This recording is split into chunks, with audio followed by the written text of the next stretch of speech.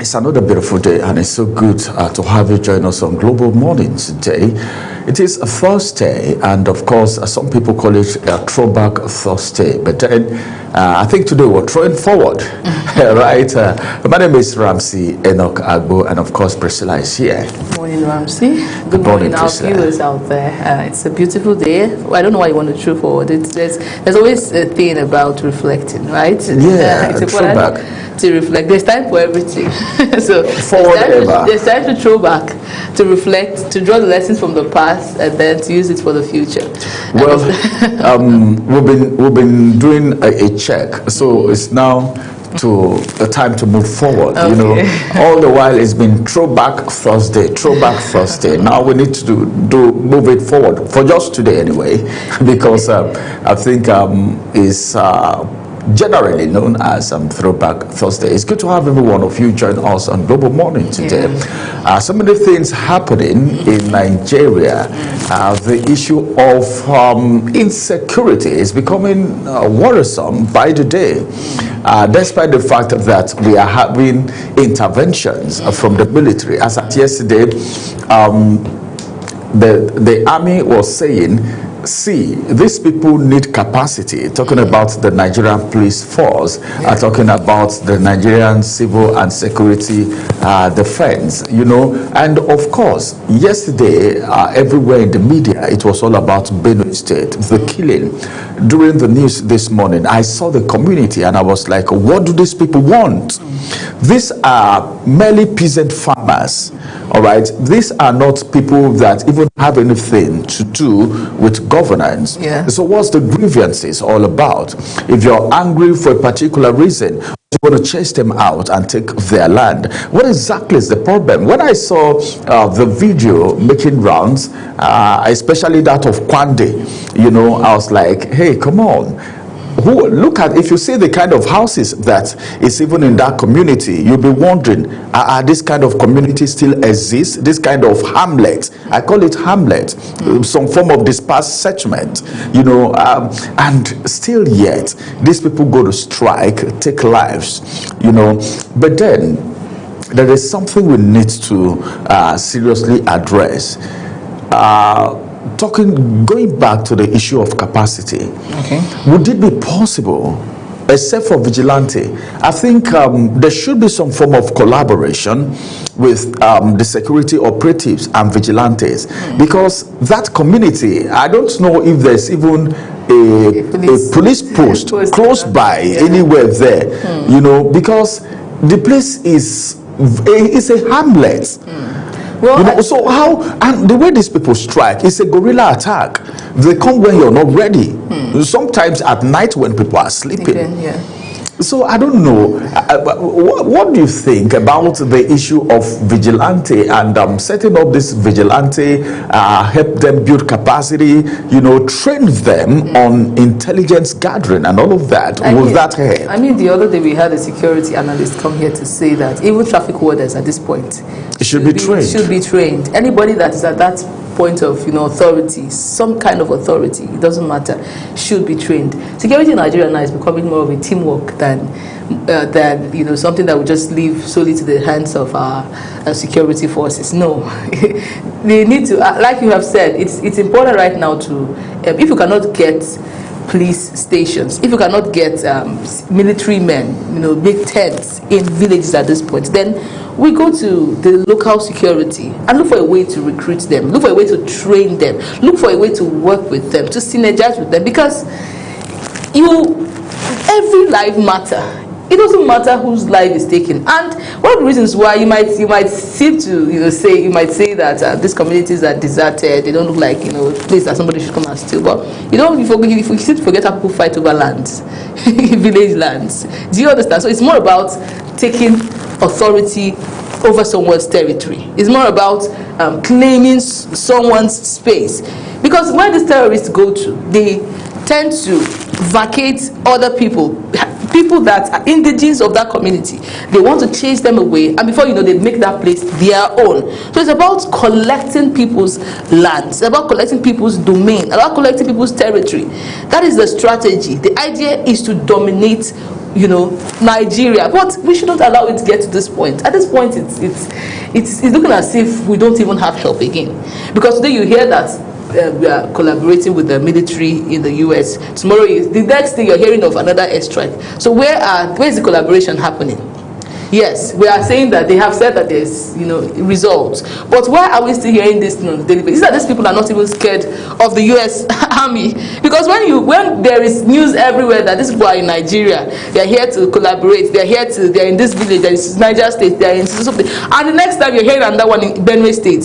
So it seems like there's no more fear. Like, I think they are not scared of the U.S. military. That of Benue State, I think the borders of Benue State, and even so there is some level of I don't know, but the borders of Benue State is becoming porous for me. That's what I think. I think Nigerians are tired of we condemn. You just see the governor come out to say I condemn. What has been done after the condemnation? What has been done?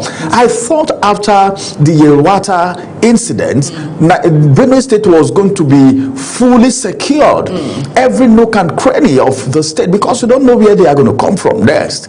But all the while you hear Governor Hyacinth earlier has condemned. What are you condemning? At a point he was even feeling like he was helpless, not knowing what else to do. And this is a state where the president even had to go there because of the Yelwata incident.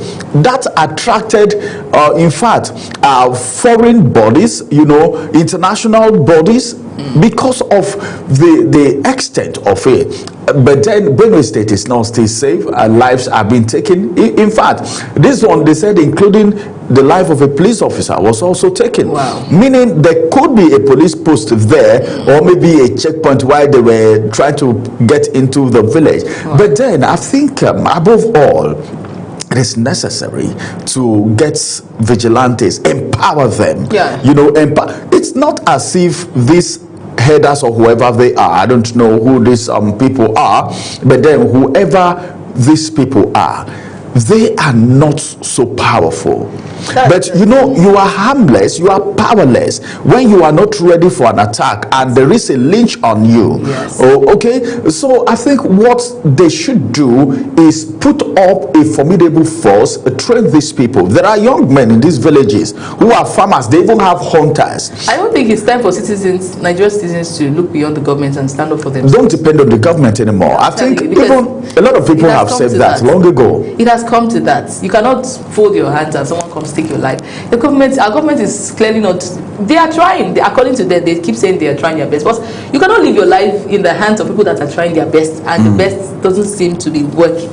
So if you can set up vigilante, if you can go and be trained, go and get some kind of professional training to defend yourself. Anyone that is an occupant of such communities that these people constantly visits, it's time to go and train yourself. Go and learn martial arts. Go and learn whatever it is. Go and enroll yourself in, you see, what do they call them? Vigilantes, manual. Let's all call manual. Yeah, manual. Yeah, so go and enroll yourself. Go and learn self-defense. It's no longer getting funny. You sleep and you're not guaranteed, not by circumstances, but insecurity that you would not wake up. Because we know that, okay, there is the whole saying, you don't know if you wake up next. But you just know that you are not safe. You should take your lives in your hands. Security right now is everyone's responsibility.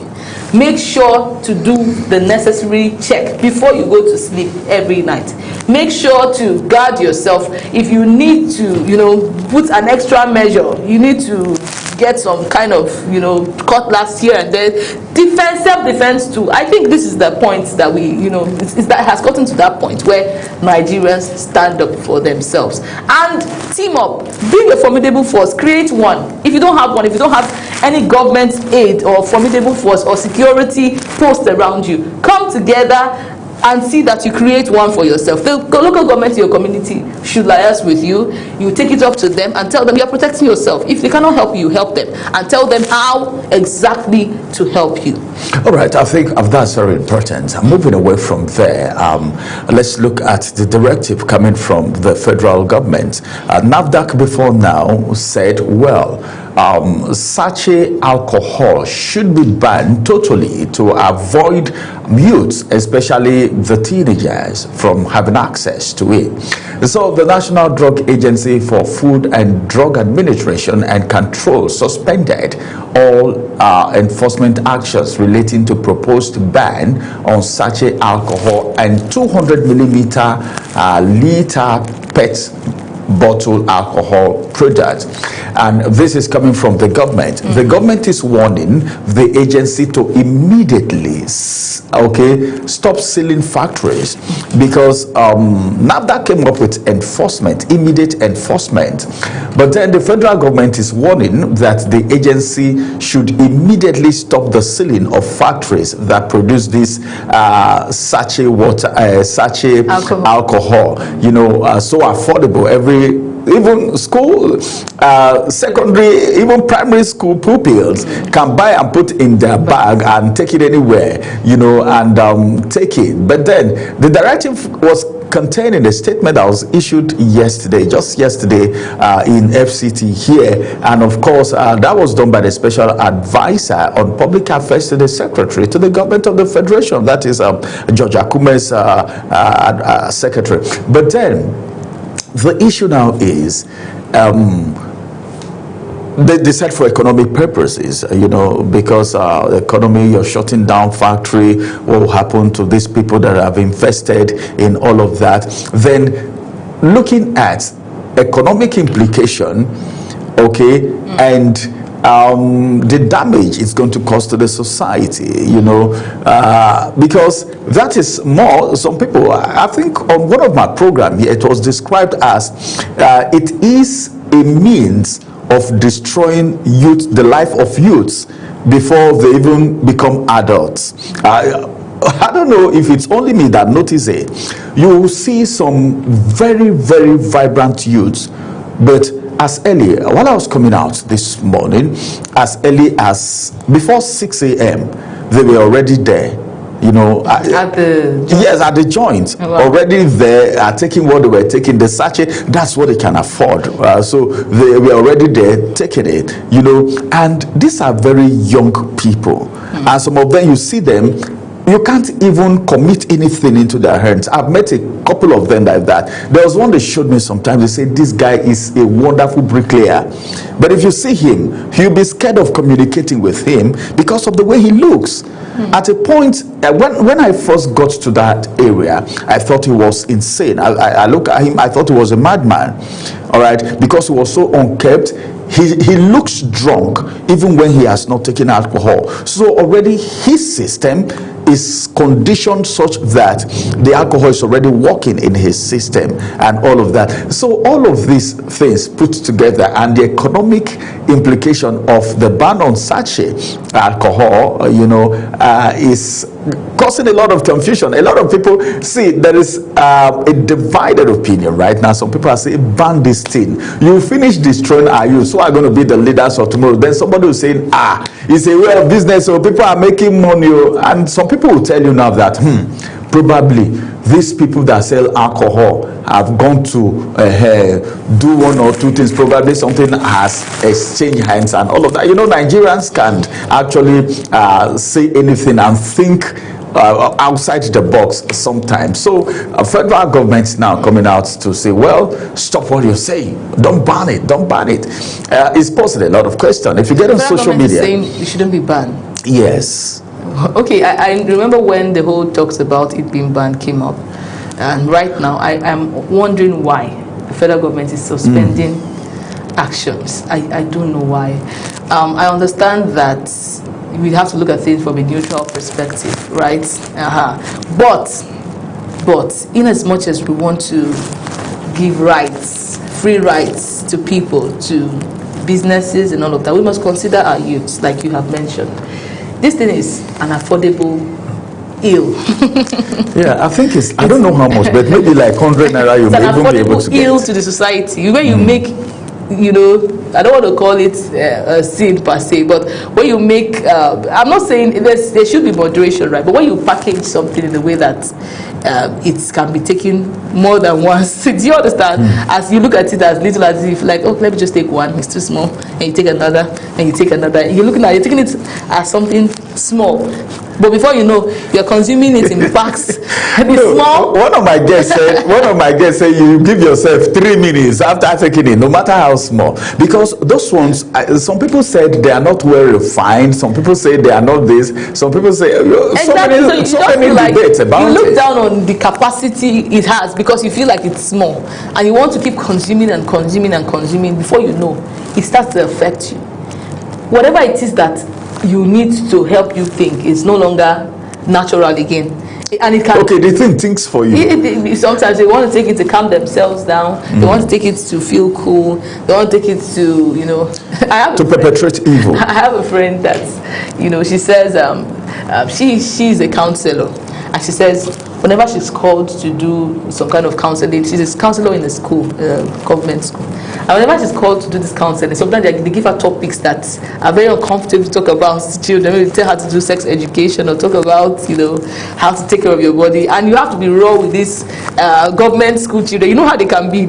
Sometimes they are more exposed than even you, that is the adults. So they say she has to put herself in that stage where she doesn't have to see them again. So she takes one or two, you understand, to view. At that point she now becomes bold and starts to talk about it. And I'm like, and she said she got to that point where she says, but this is my field. Why should I feel ashamed? Exactly what I wanted to say. Why should I feel ashamed because to confront people on something that is in my field? When you know, you are even telling them the real thing that will change their lives. Exactly. So the shyness of, and she said she has to talk to herself to stop it. And before you know, she was able to. And that is where you can even solve the real problems. You can't just talk to people, and when they come to question you, are not in a right frame to answer them. Do you understand? So it's one thing to just pass information because you feel like you are not in control, you can't say anything. What about when they start asking you questions? Are you in the right frame? The implication, one of the implications of this is that time that you are high, all right, you may even say some things that if you start watching the video, say, was I the one that said this? Exactly. Sometimes you even oversay some things that you're not supposed to say to children of that age. Yes, exactly. No matter how raw you're supposed to be. If I'm talking to an adult, you understand, there are some words that I can't use. And there are some words and some explanations you give to a kid that you expose them to certain things before they even get to that stage. Yes, exactly. So I feel getting high because when we talk to kids as a counselor, it's not so proper. So she said she had to talk to herself, and then she decided to stop it, and before you know, she got a better result because you know that you're in the right frame to answer kids when they get sick. So basically what I was saying, these things you might feel like it makes you high and makes you feel on top of the world. There are lots of musicians, secular artists that feel like they cannot be inspired to sing until they get high. We know but someone says you are not talented if you have to get high to sing. That is not talent. And check their songs and check the songs of people who are really talented, who are gifted in that area. Exactly. The difference is you don't have to alter your brain to perform. No. If you have to alter it, then that thing was not there in the first place. I mean, you look for another thing that's in your strength and do. No, most of those people, what even helps them is maybe the producer. What you're saying does not make sense. Yeah. But the beat is making sense. You understand? Somebody will just come and then the beat is the beat that's even making it make a little sense. Exactly. And those kind of songs don't last. So these are things that are influenced by highs, and you don't need it. That's basically what I'm trying to say. As a young person, your mind is capable. I mean, when you want to use your mind, this is when you get old. This is where your mind is in that state, energetic state, that's the raw state to bring out whatever best you want to bring out. You cannot produce the result you produce now as when you are old, when you're aged. So utilize your mind. It is a gift. You still have that. You are still in your prime. Utilize it and get the best out of it. The result you get from a normal mind is different from what you get from a mind that is altered by alcohol in some extent. All right. Above all, I think there should be measures if it's must be suspended. I'm thinking that there should be a control measure to how these things are being consumed. Someone said if there is going to be a regulation that it shouldn't be sold to children of this age to that age, I think it will be better. But if you're selling to every Dick and Harry, because when we make money, then our society is at risk, our nation is at risk, and our leaders of tomorrow may not get to see that tomorrow. Let's go on a quick break. After this break, we'll bring you inspirationals. Afterwards, it will be followed by the newspaper headlines, analysis, and review.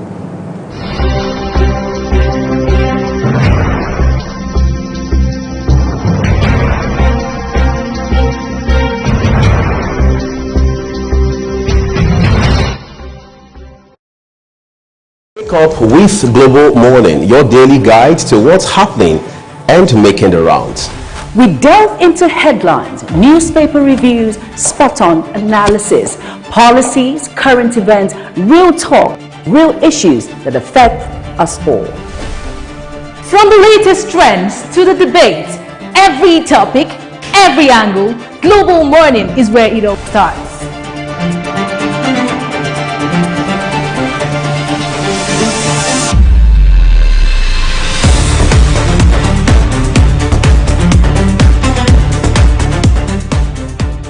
Global Morning, For the latest issues, always on point.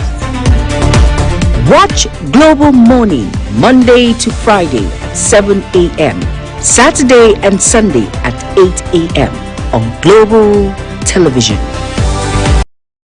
Hello, good morning, good afternoon, good evening, depending on where you are watching from, where you are listening from right now. My name is Ramsey. Let's talk a little bit. You know, a lot of people think the way they want to think because everyone is entitled to their decision. Everyone is entitled to how they think. But then you have the right to think in a particular way. But then there is something I want us to consider today, inspiring ourselves, encouraging ourselves. What we are trying to achieve here is to set someone on track, give someone hope, restore someone's belief and faith in himself, in herself. What are we saying? There are things that you don't need to procrastinate about, that you need to start now. From where you are, using what you have, doing what you can, because nobody, all right, would want to have it all before they get started. If you're waiting for when you have it all before you get started, then it is a problem. So now, I want to ask a question. Let me ask you a question. How many dreams have died because someone was waiting for the perfect moment? How many dreams do you think have died? Even you who is listening, who is watching right now, how many of your dreams, how many of your plans have died because you were waiting for the perfect moment?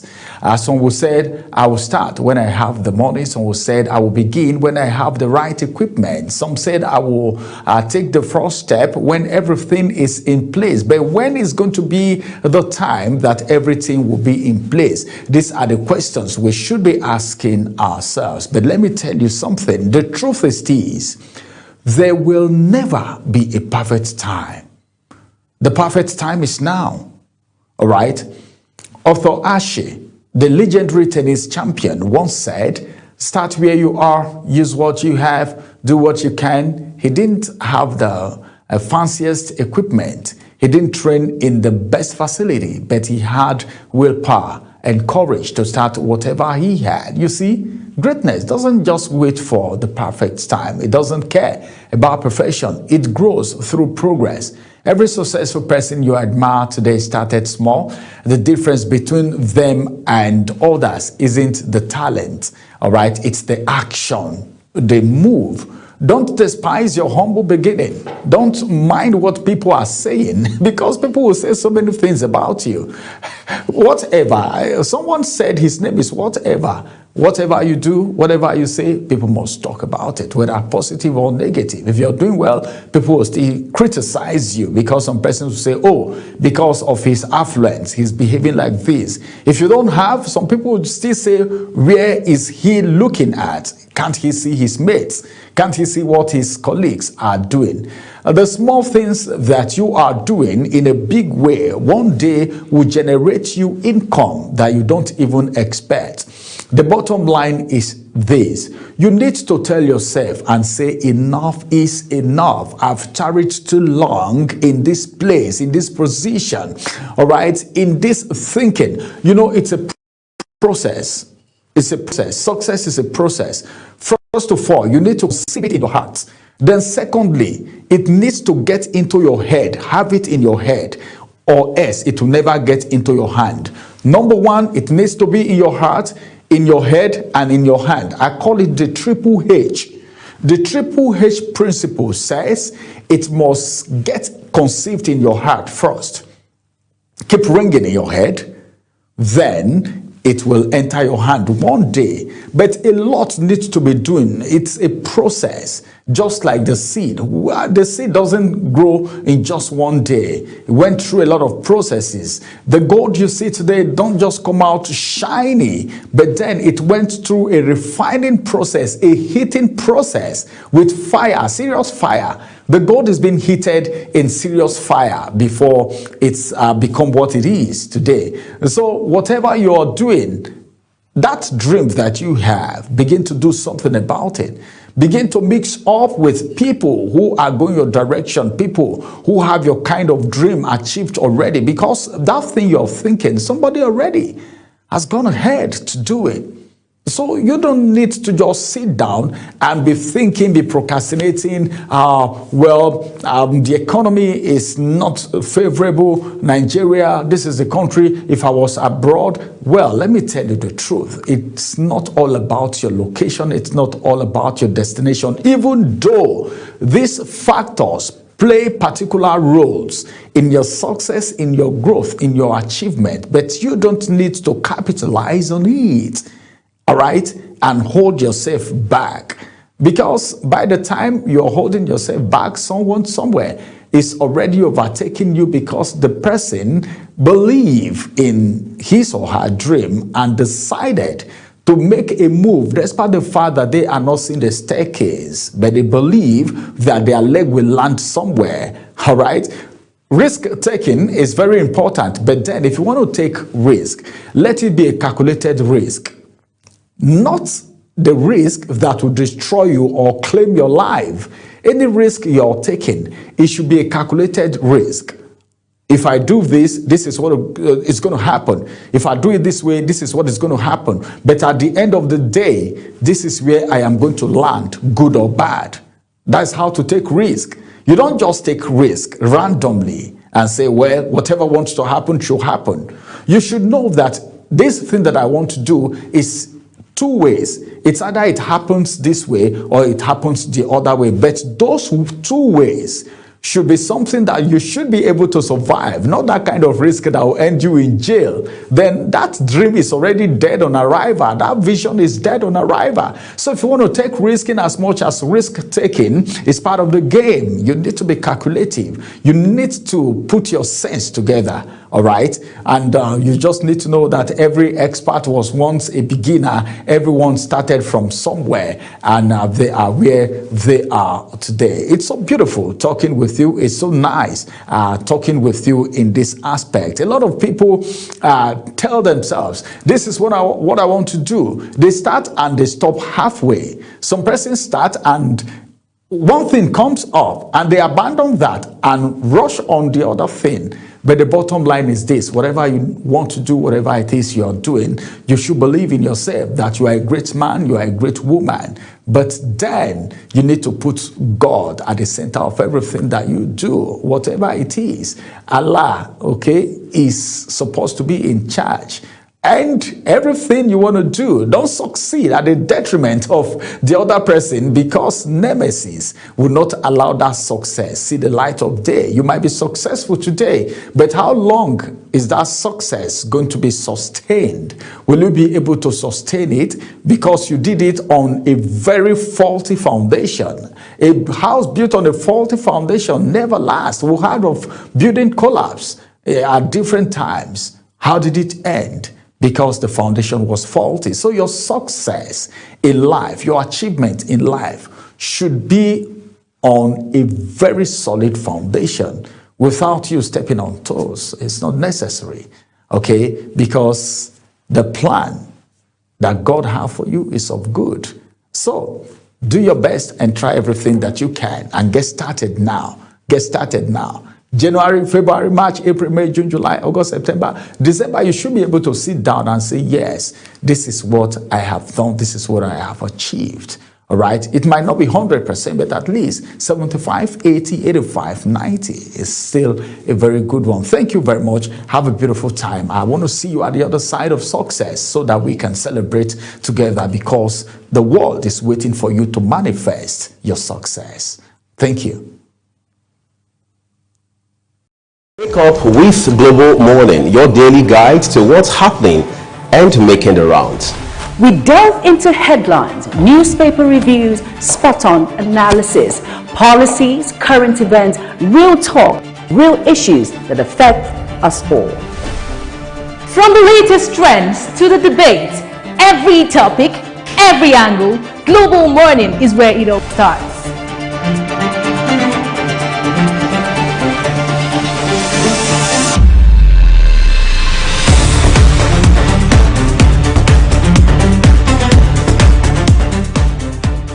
Global Morning, For the latest issues, always on point. watch Global Morning Monday to Friday at 7 a.m., Saturday and Sunday at 8 a.m. on Global Television.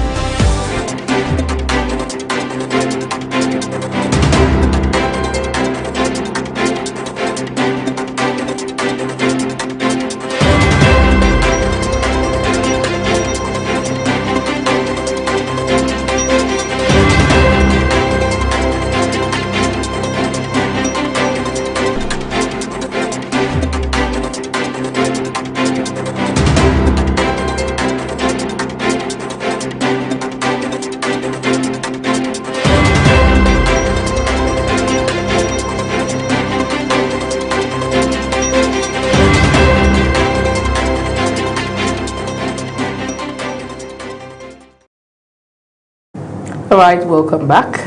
We dive straight to the newspaper review segment, and we're starting with the Daily Sun.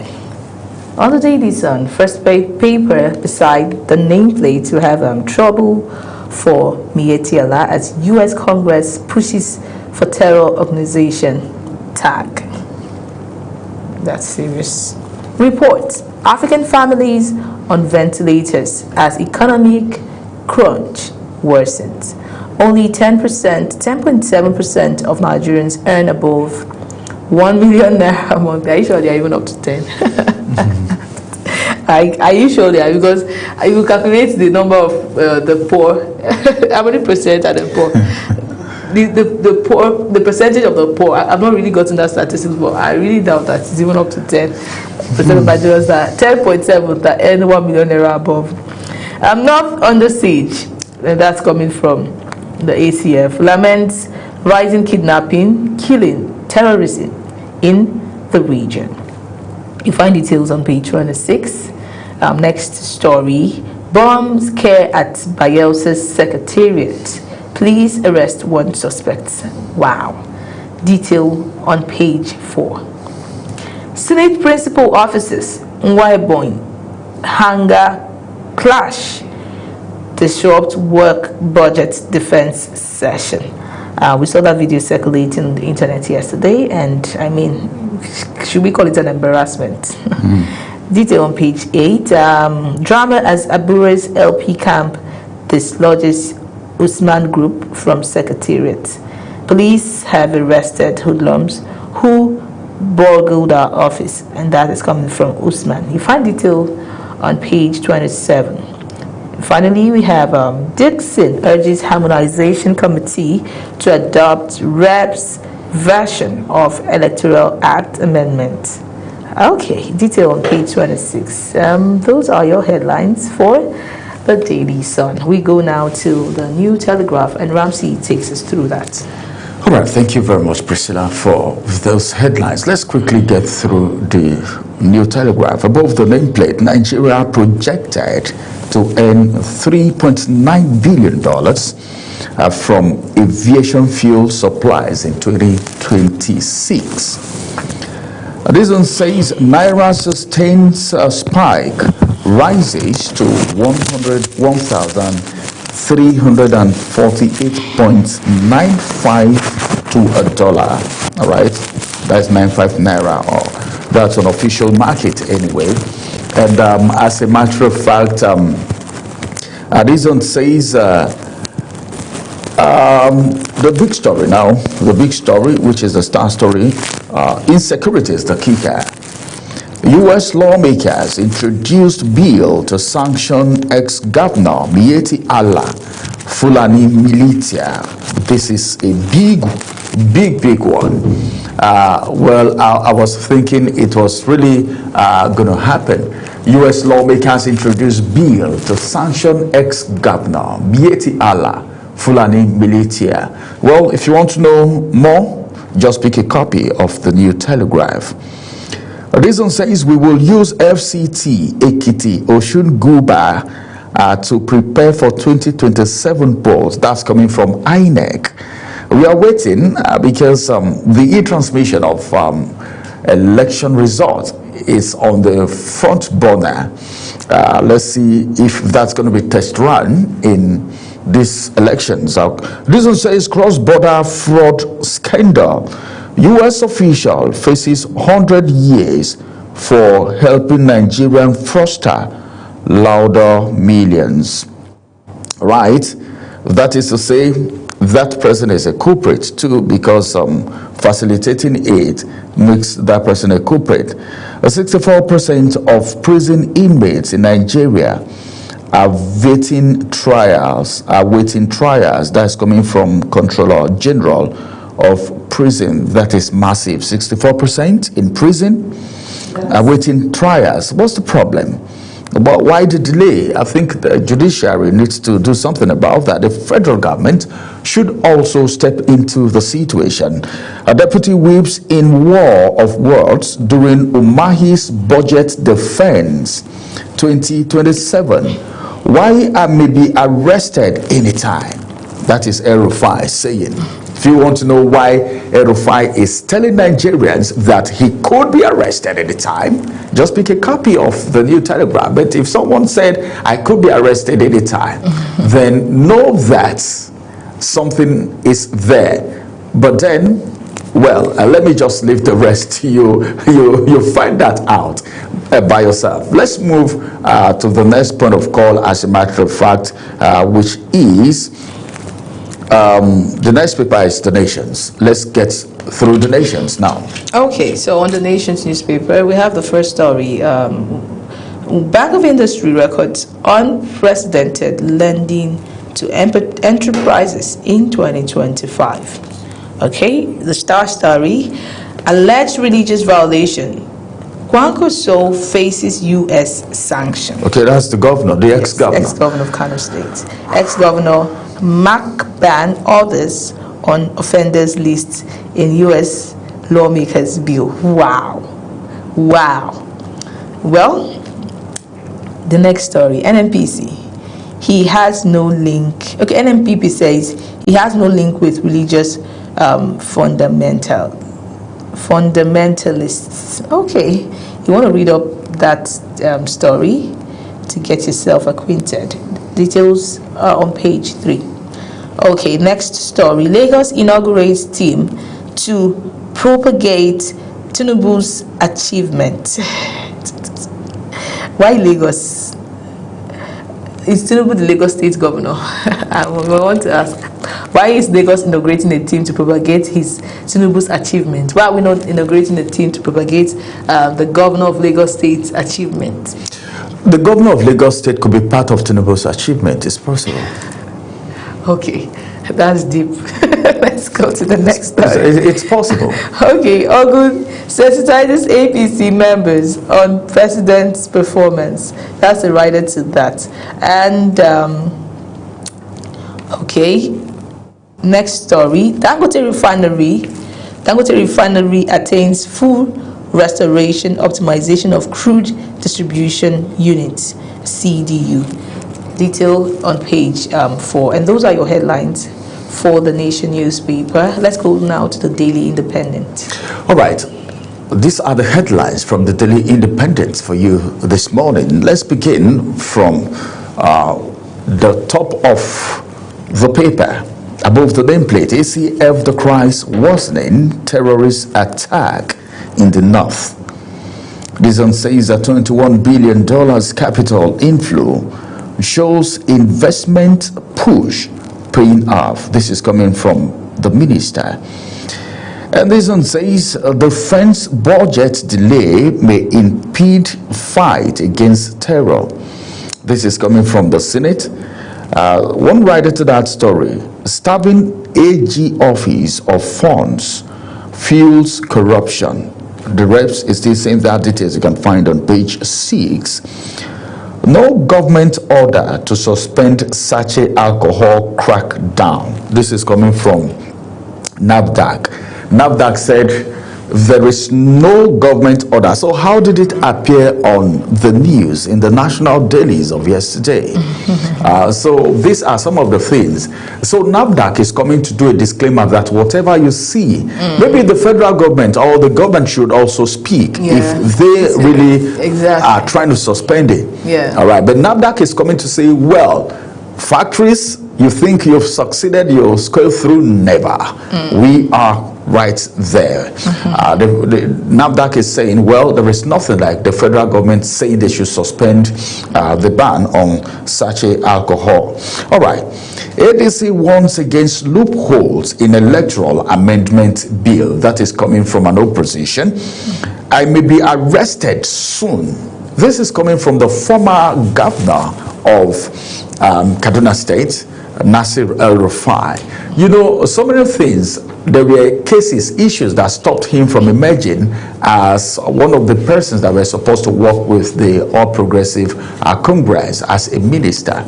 And now he's saying he may be arrested soon. That is deep for me. But whatever the situation is, let's just keep our fingers crossed. Maybe there are pockets of information or intelligence gathering that is making him speak like this. All right. Energy sector must be the risk to attract investors. This is coming from NLG. Tinubu names Ismail Abba Yusuf as NACON chairman. Congratulations. Post-harvest crisis, farmers' income, food supply under threat. And now to the big story. Legal experts warn of structural cracks ahead of 2027 elections. All right, remember, the INEC chairman is also a legal practitioner, a senior advocate of Nigeria for that matter. Okay, let's just wait and see how it's going to happen. A lot expected from INEC in 2027 election. So if legal practitioners, experts are saying this, then there is so much to be done by INEC. All right, these are the headlines for you this morning from the Daily Independent newspaper. Now let's look at the Vanguard newspaper and see the headlines that we have there. Over to you, Priscilla. Thank you very much, Ramsey. On the Vanguard newspaper, we have first story above the nameplate, and it says capital importation hits $21 billion in 10 months. And that's coming from the minister, a minister. You want to find out which minister? On page 19. Kidnappers abduct police officer, 4 others in Edo. Details on page 6. It's sad that we get. There are some things that you can hear from only Edo.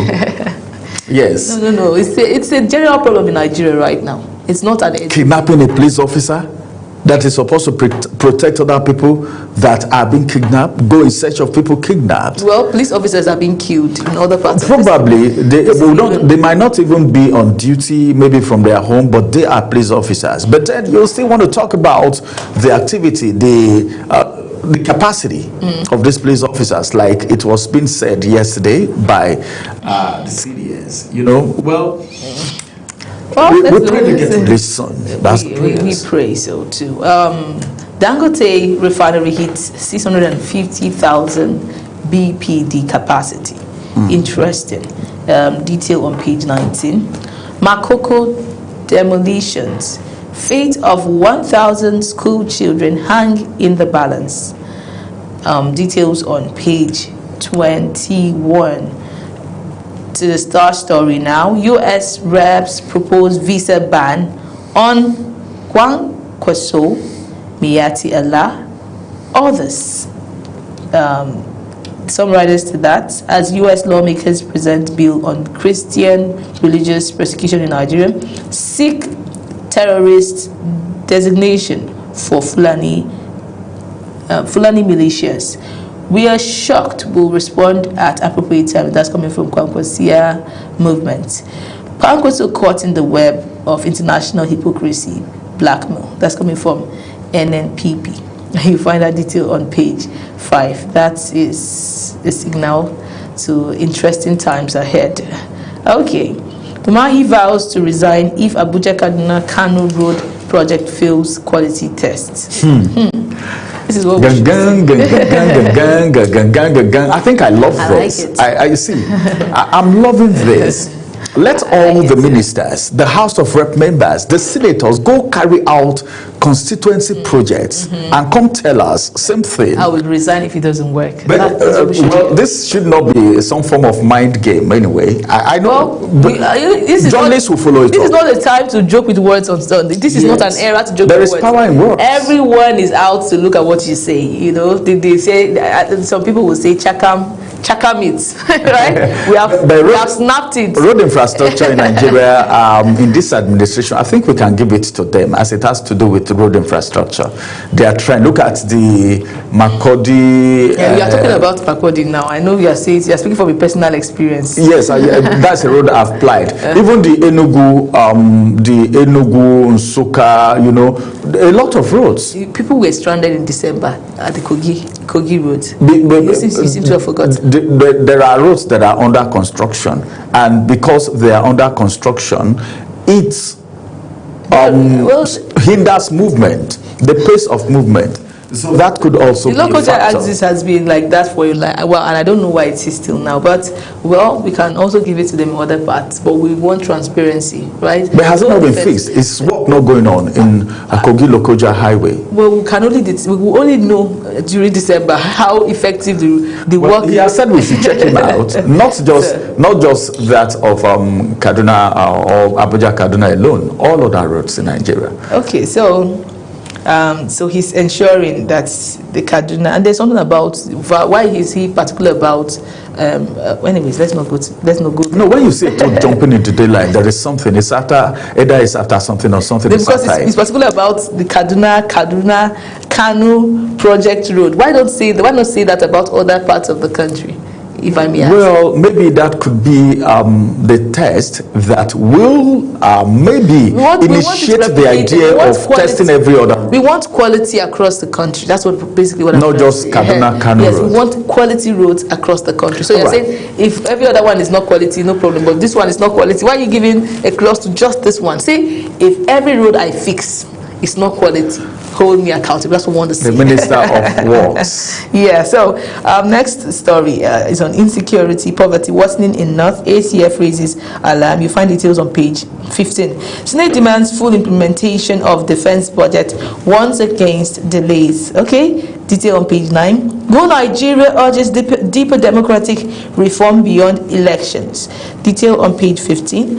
I could be arrested anytime, and that's coming from El-Rufai. You find that detail on page 26. Federal government orders NAFDAC to halt sachet alcohol ban enforcement. Okay, this is coming again and again, and detail is on page 9, and those are your headlines for the Vanguard newspaper. Can we I take think we any can other? still take. No, I don't think so. Okay, our time is up already. Yeah. It's now time for us. These are the headlines that we have brought to you today. But we want you to know that Global Television does not have an editorial contribution to these headlines. It is entirely that of the newspaper houses. Let's take a quick break as we bring to you Social Buzz, courtesy of Ogochukwu Mobuna.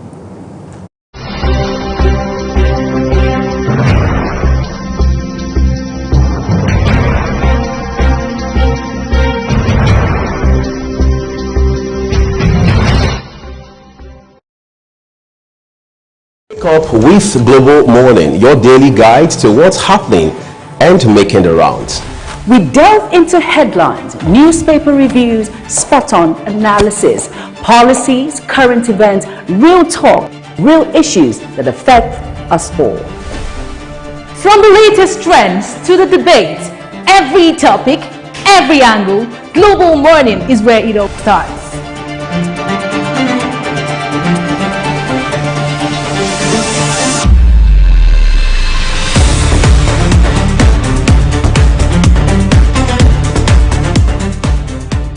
Global Morning, For their latest issues, always on point. watch Global Morning Monday to Friday at 7 a.m., Saturday and Sunday at 8 a.m. on Global Television.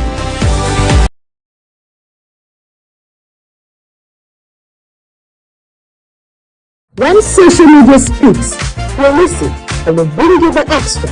It's your one-stop shop for trends, tweets, and the tea everyone sees. Join the conversation, share your thoughts, and get the extra dose of what's shaking the internet. And issues making wave on social media to your doorstep. Social Buzz Extra, where the trend meets the talk, only on Global Television.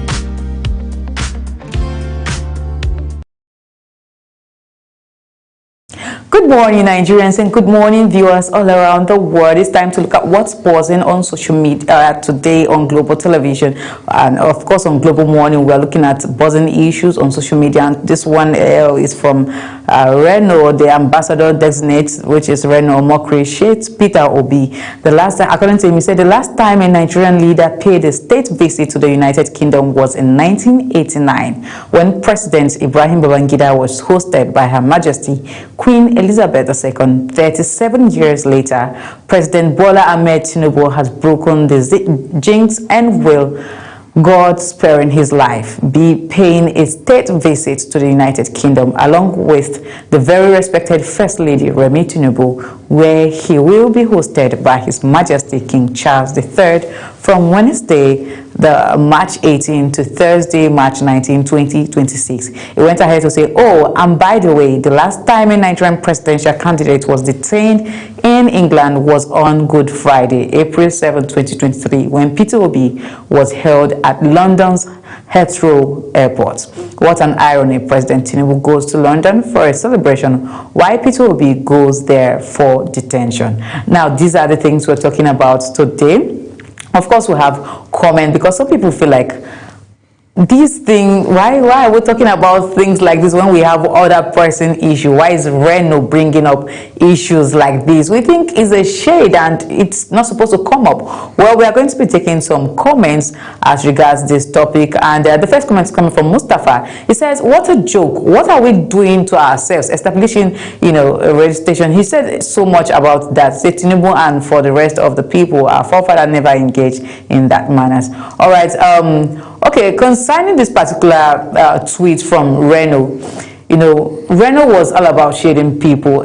We've known Reno to be a bit controversial even before he was, elected, or he has not actually been elected yet, but he's part of the ambassadorial nominees for, ambassadorship, and we've not seen him work yet. We've not seen anything he says about it, only for him to come out to start shading Peter Obi. I think Reno has a personal beef with Peter Obi. We are going to talk about this. Yes, we have with me here in the studio Ramsey Enoch Agbo, and we are going to talk about this briefly on this statement by Reno that he released on Twitter. Good morning, Ramsey. Yes, good morning, Ogochukwu. It's good to be with you on social buzz. Thank you so much. Of course, there's always a lot to talk about on social buzz every morning. So this one is from, we are talking about Reno Omokri. So he was trying to shade Peter Obi, saying that the last time someone or a president visited the United Kingdom was in 1989, that a very long time ago. But right now, our own dear President Bola Ahmed Tinubu has received an invitation to be in the United Kingdom for a couple of days, and then he's trying to compare it to Peter Obi, who was detained a few years ago, about 2023, you know, and said, okay, some persons are being detained while some persons are going there for presidential visit. Please, I really do not know what exactly to talk about it, but I feel like it's not something to come up. If he has an issue with Peter Obi, if it's a personal beef, why not you get it out with him than bring it up to the public? What do you think? Well, that's a half-baked information.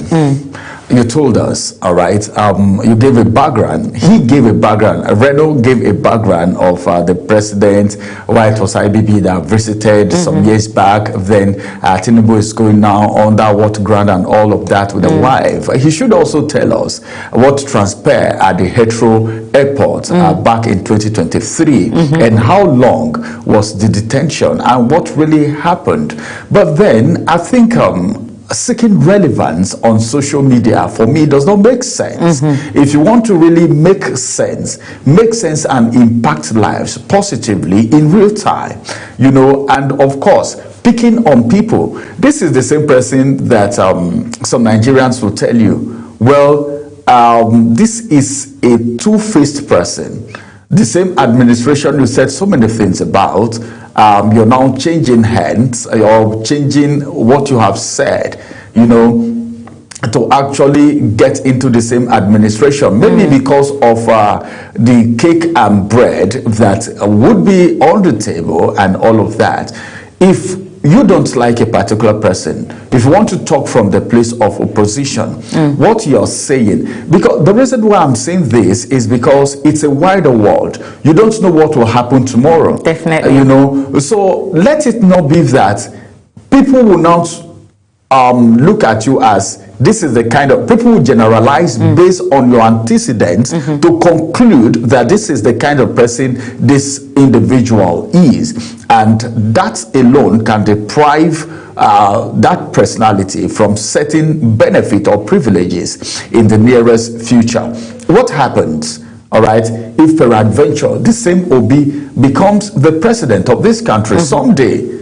It's a possibility, you know. So I don't think if you want to be an opposition and you are opposing, there is something that we call, if you want to criticize, if you want to say anything, let it be a constructive criticism that makes good sense. Nigerians are very intelligent as it is. Nigerian youths are very intelligent. Forget the fact that there are a lot of vulnerable people on social media, but whatever you say. And one thing is that the social media, it is there. What you do on social media today is going to be there for a very long time, if not for a lifetime. So I don't know. I don't see any reason why you should be talking about the President Bola Ahmed Tinubu is going to England for celebration, while Peter Obi went there for detention. What comparison is not really needed, honestly. I don't think it makes sense. What if anything happens tomorrow and Peter Obi goes there for double celebration? So what will you now say? So I don't really see. We've always seen Reno almost like if Reno should drop a tweet every day for the rest of the week, which is just 7 days. Reno, like in 3 of those days, we'll definitely have to see Peter Obi part of his tweet. And I was beginning to ask myself, is this the person who wants to represent us? Because as an ambassador, you are like the face of the people.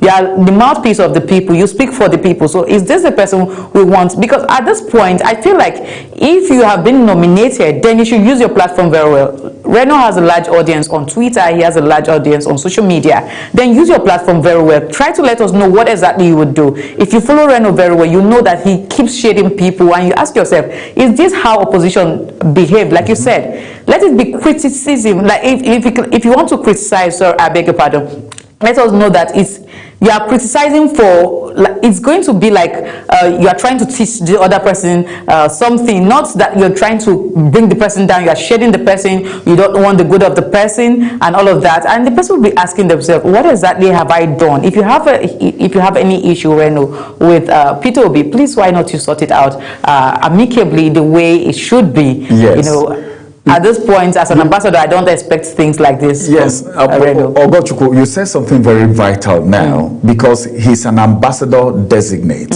Now, he's going to represent Nigeria in a country. He's not been assigned yet. But then, this is somebody that is supposed to promote the good image of Nigeria.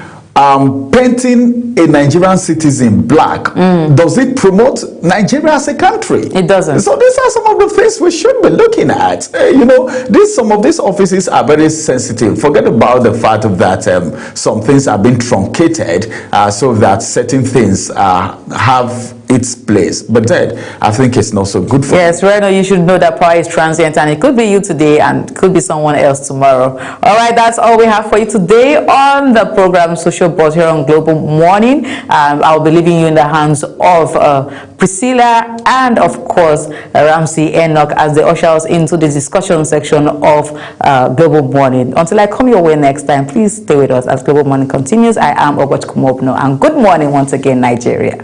When social media speaks, we'll listen and we'll bring you the extra.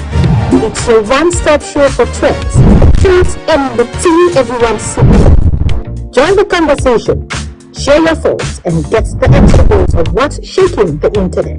And on the issues making wave on social media to your doorstep. Social Buzz Extra, where the trend meets the talk. Only on Global Television.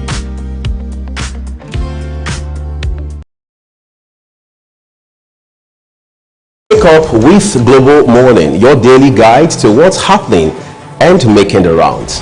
We delve into headlines, newspaper reviews, spot-on analysis, policies, current events, real talk, real issues that affect us all.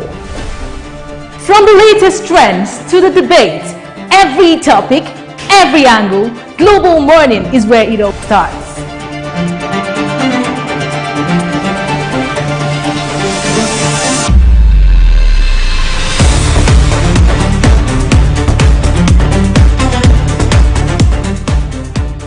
Global Morning, For the latest issues, always on point. Watch Global Morning Monday to Friday at 7 a.m. Saturday and Sunday at 8 a.m. on Global Television.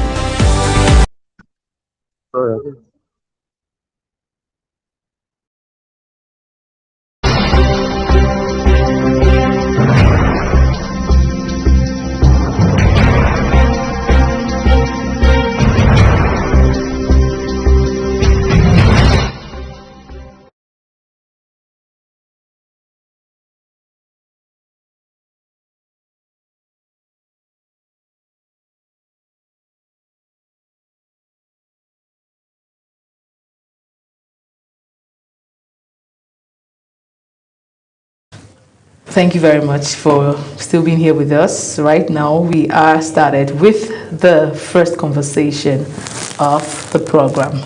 Now, in recent election cycles, one issue has remained central to Nigeria's democratic conversation, and it's the issue of the electronic transmission of results. Recently, we saw protesters come out to demand real-time transmission of results as against what the Senate, came out saying that it wouldn't be possible, and eventually had to bow to the pressure of the protesters. And of course, it also came with a clause, right? It came with a clause.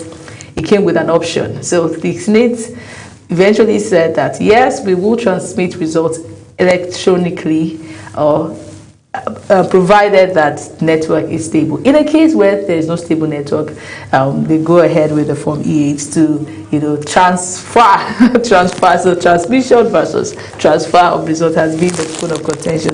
And supporters have argued that the electronic transmission of results increases transparency and reduces manipulation.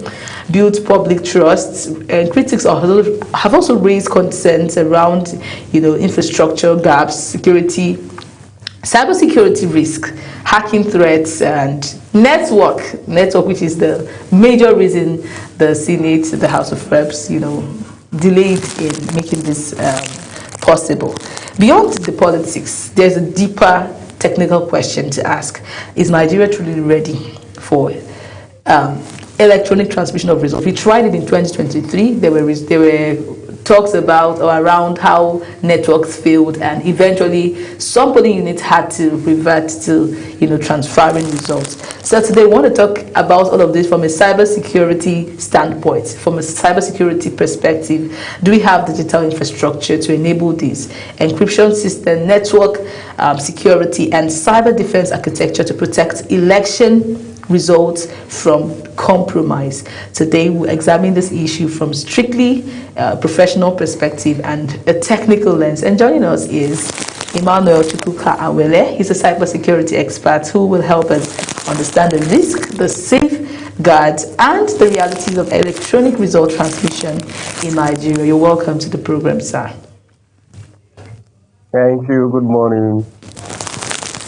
Okay, so let me start with this. For clarity, what does electronic transmission of election results mean for from a technological standpoint?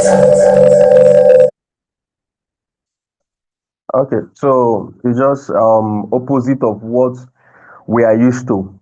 Okay, for example, we've been doing it manually. So this time around, we want to do it electronically. That's online, basically casting your vote online. You understand? So that's simply what it means. Instead of manual voting. So this is online voting. Can you hear me? Is it casting votes online or transmitting the result of the vote count? It doesn't have to do with more of the vote counting online rather than the paper works that some of the polling offices do. Yes. Now everything will be it's now online. Okay, you vote online and it's being transmitted online to the server. Do you understand? From the BVA. So that's simply everything has to do with technology now, not the usual way we vote manually, then count manually. Hello. When results are transmitted electronically, what systems are typically involved when talking about the hardware, software, servers especially, and the networks? Okay, so these are the things that are involved. For example, now you have the BVA, which is your BVA is just a front end. You understand? So the back end is the server. Results are being transmitted to. You understand? There is a database. Database is involved. Server is involved. Network is involved, and human administrators are involved in this.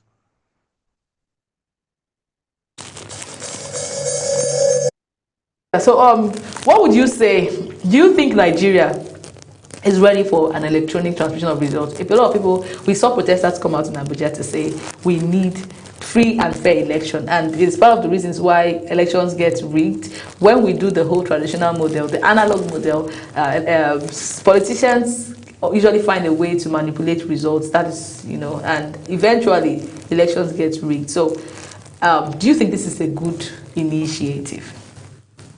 Very good. Thank you very much. So this is what I've been waiting for, this particular question. So the real question is not whether Nigeria can transmit results electronically, you understand? So, but whether our digital infrastructure, that is the back-end system and security process, you understand, are strong enough to protect the integrity of those results. Do you understand? So the issue is e-transmission is not the problem. The problem is cybersecurity readiness. You understand? Cybersecurity readiness. And from experience, you and I have been in this country for a long time now, you understand? From experience, we are not yet ready. Do You understand? Because there are things that should have been in place. For example, we should have done testing first. You understand? This BVA machine should be brought. You understand? They do the practice with the BVA, then see how it comes out. Because it's not just the BVA is not the issue. When you cast your vote through electronic means, now it's being transferred to the main server, which is where the issue is. Do we have the infrastructure? Do we have that strong security protection? The back end is just like a house. When you are building a house, it depends on how much you know about building. It depends on how much you are putting into that building. When you are building a house, you are fencing that house, you are putting security gadgets in that house. But you that owns that house, there is always a back door to that building.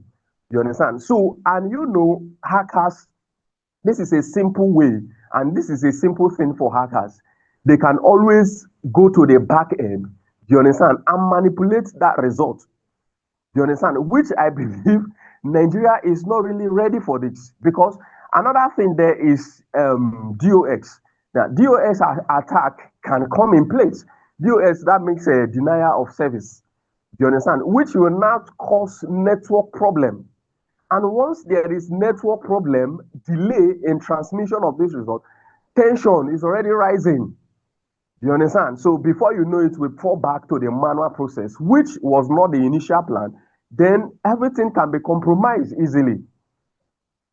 Some politicians can even go as far as hiring hackers, you understand, paying hackers. It's even easier for them, paying hackers abroad, you understand, to hack into the server, because what you are using, the BVA, is just a front end. That's just the way you catch your vote. The main issue is your back end system. Do we have the infrastructure to protect this network, the server, which we don't? From experience, we do not. You understand? So I do not think that Nigeria, I don't believe that Nigeria is ready, because our cyber security infrastructure, our cyber security readiness is still new. We are still coming up. We are still learning. You understand? So who are the people protecting this server? Who are the people protecting the back end? Who are they in charge of the back end? So what does it take to get ourselves ready? This is we're still in 2026. 2027 is still, some months away. Don't you think that we have enough time to make these things, make whatever research we need to research, work with whatever hands we need to work, call for intelligent Nigerians? Because I really know that we have good Nigerians. We have Nigerians that are intelligent. We have people that are intellectually sound when it comes to IT and the rest of it. So why do we just hold our hands and why is it an option putting our hands and saying, oh, we're not ready, instead of trying to make sure that we get these people that have the knowledge on these things, get them into the system, since we're trying to implement electronic transmission of results? Don't you think we have enough time to get these people on board and make sure we put whatever we need to put in place to make it work? So when you say we have these intelligent people that we can bring on board, who are these people? Nigerians. Where did they learn? Like, where did they learn cybersecurity, and what is their experience? And these people are humans influenced by politicians as well. You understand? So I do not think, I think that there should be, first of all, we need to practice this not with a real-time election, not with a real election. We need to practice this and see how it comes out. You understand? Than just because the time you are talking about, I think the next election is 2027, which is next year. So I don't think there is this is not enough time to prepare for such.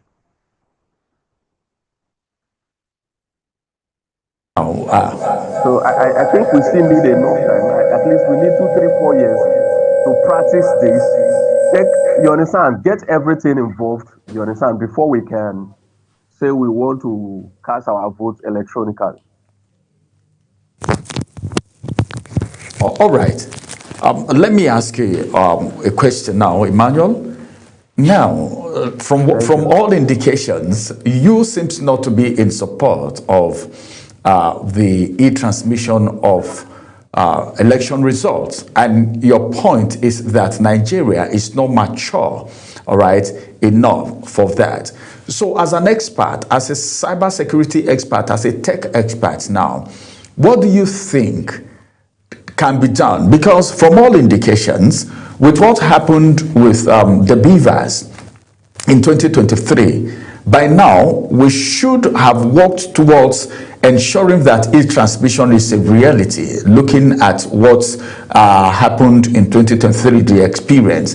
What do you think can be done, all right, and how soon can it be done for Nigeria to be able to do e-transmission of election results, even voting electronically?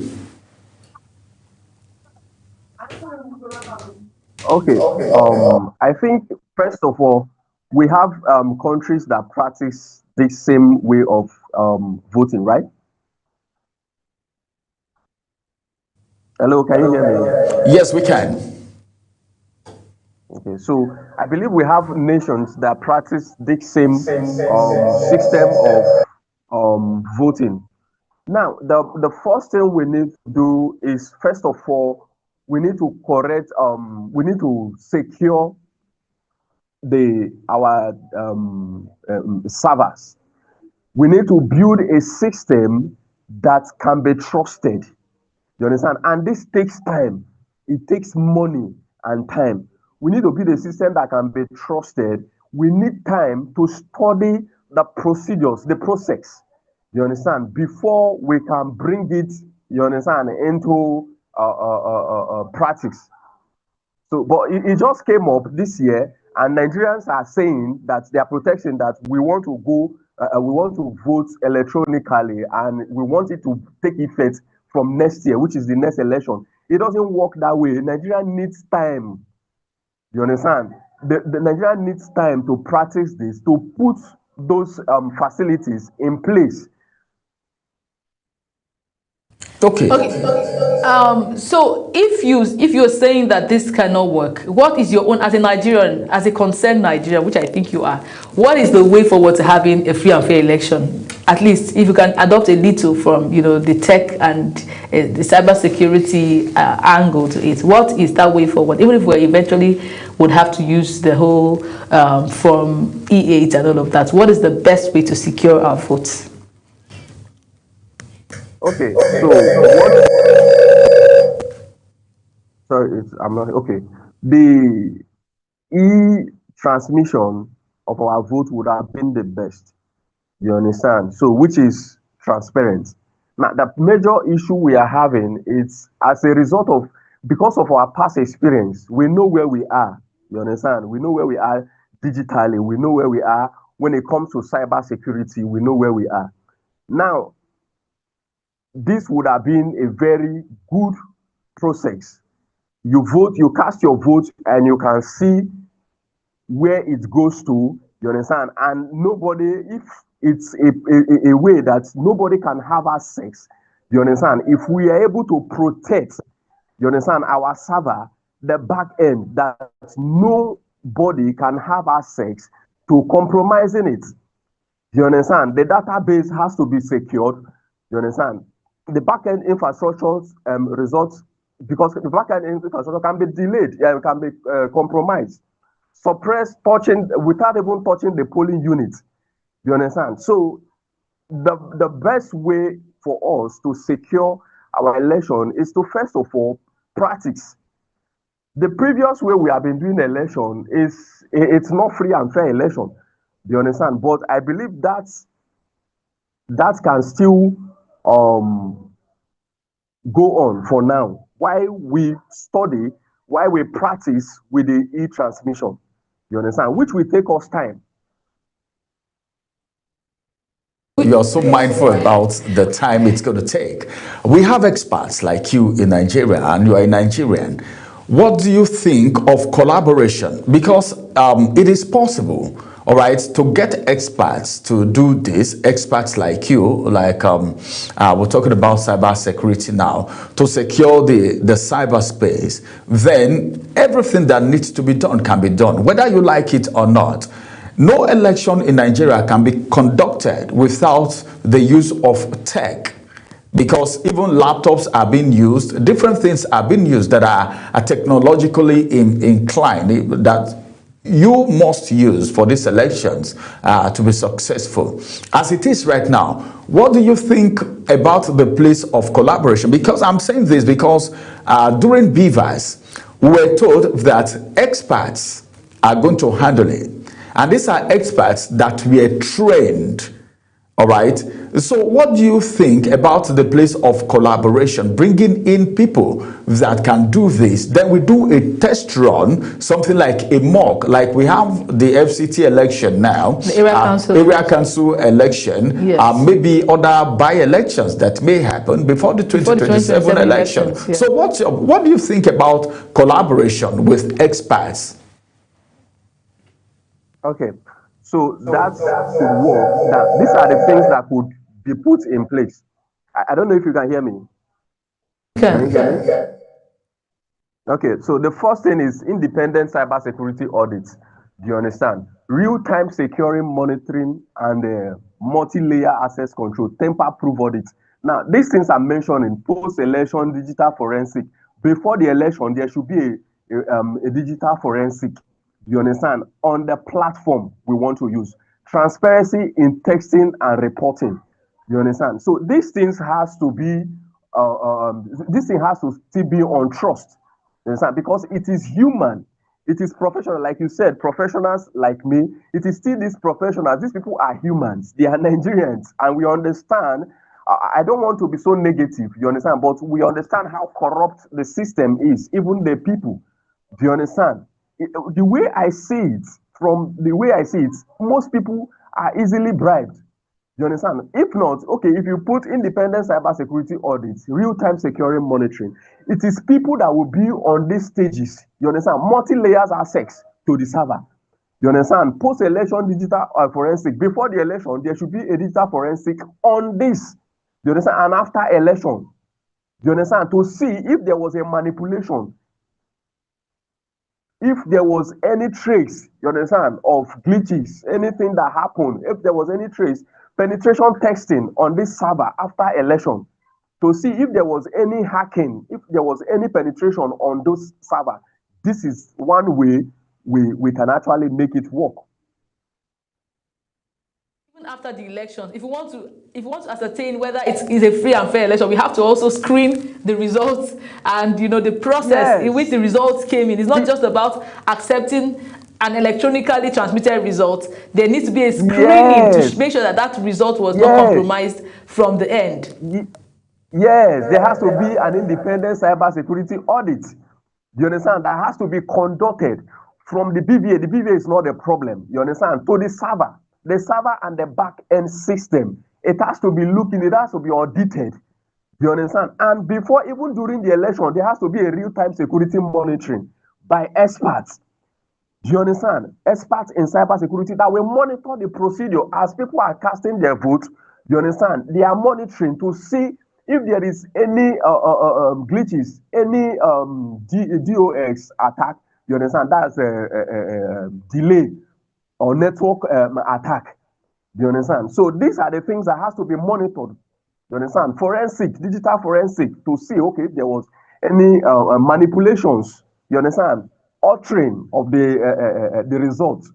So this is where we can now say that there was a free and fair election. If not, it's still the same story.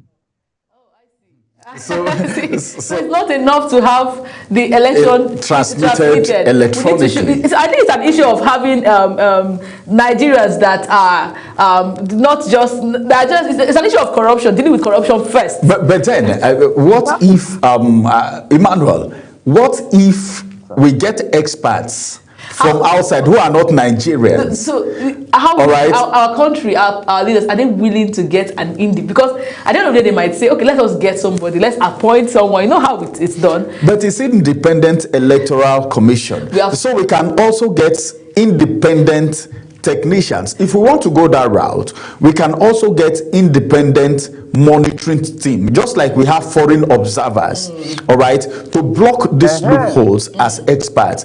Don't you think, Emmanuel, that is going to go a long way as salvaging some of the situation, even though it might not be 100%? I'm thinking that just as we have party agents should have tech guys. It's not just about people that can stand and help you, monitor. Okay, every party have every party agent should have a tech agent. Those tech agents will now become the independent people, because if you leave it to the government to get you someone, somehow they can get someone from the government, and we know how it can result in. So it is really an eye-opener. I am really happy we're having this conversation. Party agents at this point should not just depend, or political parties shouldn't depend on an electronic transmission of results, because it has the capacity and the ability to still be tampered with. So at this point, it's time for well-meaning, tech-driven Nigerians to belong to parties and ensure that there is transparency indeed. Go and volunteer their services to the INEC. Go and volunteer their services on the elections day. And of course, they cannot just go. The INEC body itself has to make it, has to open its hands and arms to those people. So it should be part of the reform that we have been pushing for. Yes. The reform should involve party agents bringing tech guys into the system. You shouldn't leave the system to just INEC. I feel so. So in other words, political parties who present agents during elections should also recruit tech guys, cyber security guys,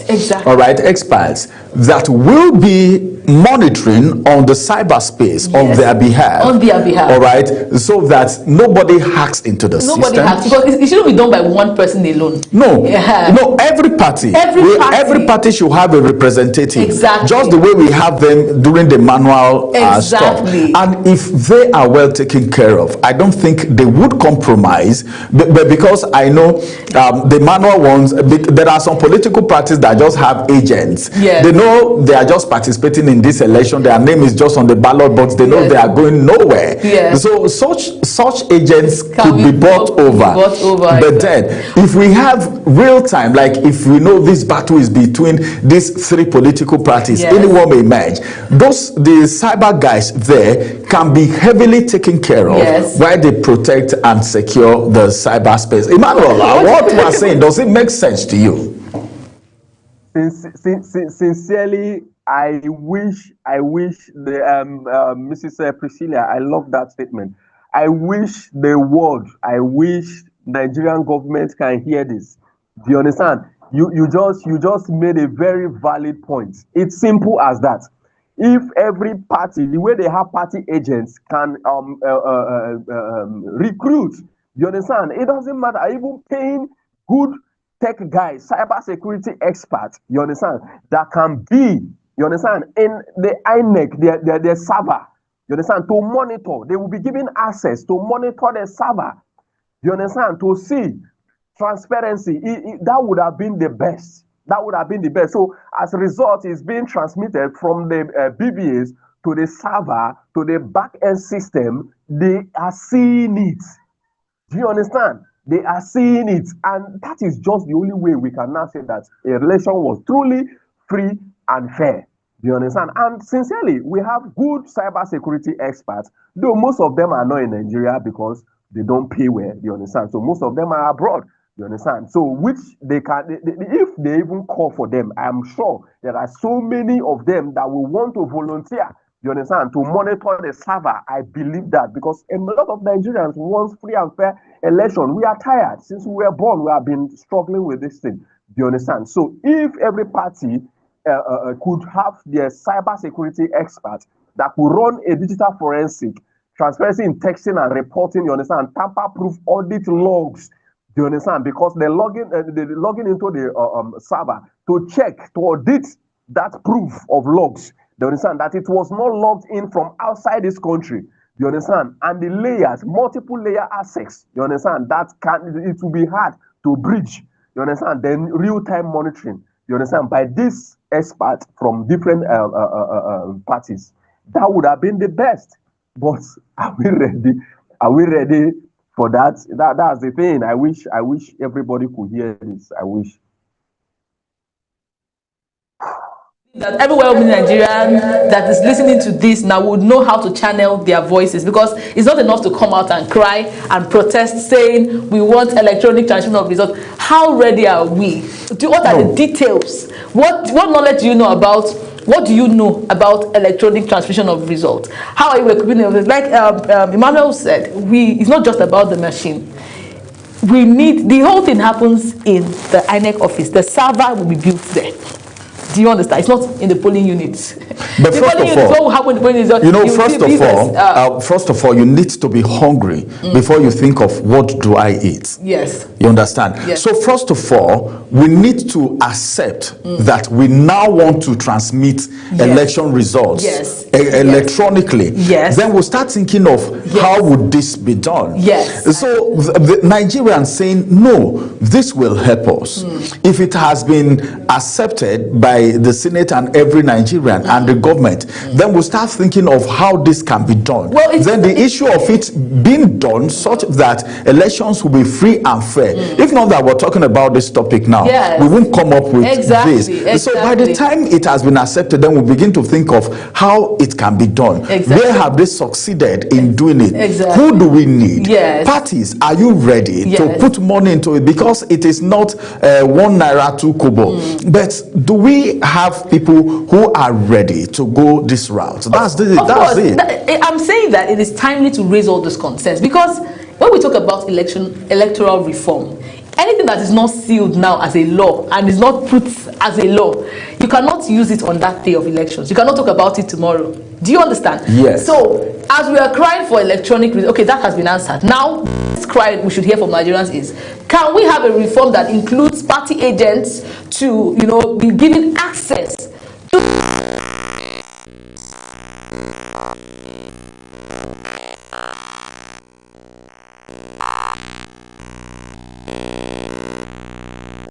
Wake up with Global Morning, your daily guide to what's happening and making the rounds.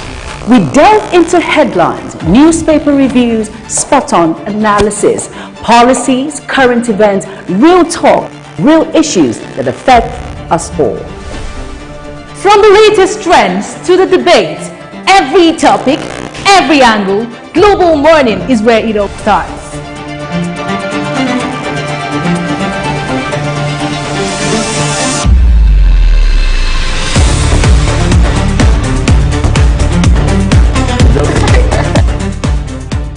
Global Morning, For the latest issues, always on point. Watch Global Morning Monday to Friday, 7 a.m. Saturday and Sunday at 8 a.m. on Global Television.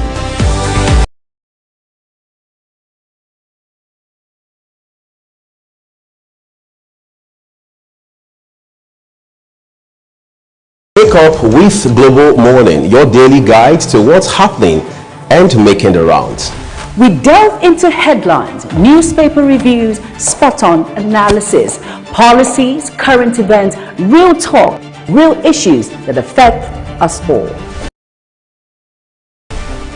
From the latest trends to the debate, every topic, every angle, Global Morning is where it all starts.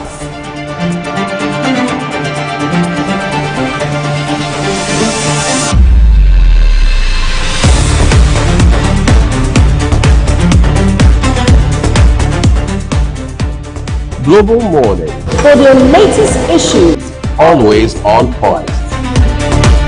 Watch Global Morning Monday to Friday, 7 a.m. Saturday and Sunday at 8 a.m. on Global Television.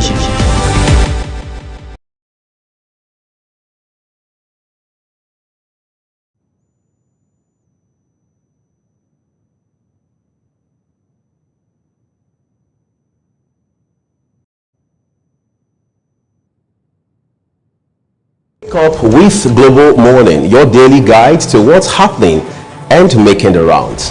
we delve into headlines, newspaper reviews, spot-on analysis, policies, current events, real talk, real issues that affect us all. From the latest trends to the debate, every topic, every angle, Global Morning is where it all starts.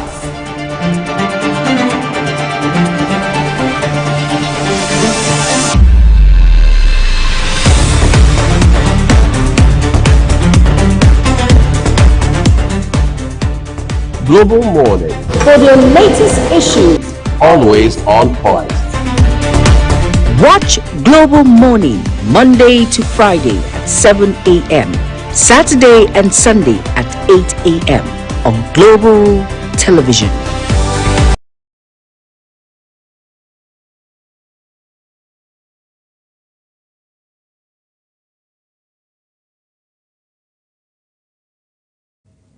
Thank you very much, Emmanuel Chukwu. Well, as it is right now, experts are giving us perspective. You know, a lot of people just want e-transmission of election results. But then, what are the other things that needs to be done? Giving an access to the back end is very difficult. Well, It's just like you giving somebody a password, all right, to your phone where your very important information so are we're there. not giving people the back end to go to their houses.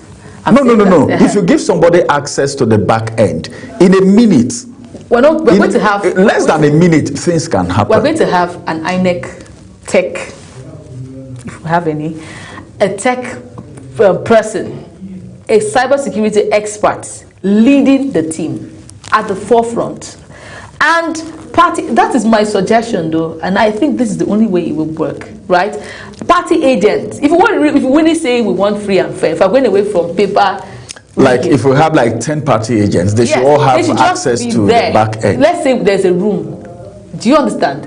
Yes, there's also always a situation room. There's a situation room, right? They will be given access to that situation room to ensure that there's communication going on. Do you understand? From whichever polling unit and whoever is in charge, because it's a real-time conversation, right? You are saying what is happening. You are saying how votes are coming. Okay. The access. What Emmanuel was saying is access to the back end of the cyber security, the space. This access will be in this. I feel like it should be in that situation room, right? When they say access to the back end, okay, it means the whole system. You have access to the back end. Whatever happens. No, you're not going to be given a password to your phone to stay in your houses. No, that's not what's going to happen. No, what I mean is, even in the situation room. All right, if it is that one person is operating and every other person is seeing, and the people who are there in the situation room have idea, they are also tech experts, monitoring what the person is doing.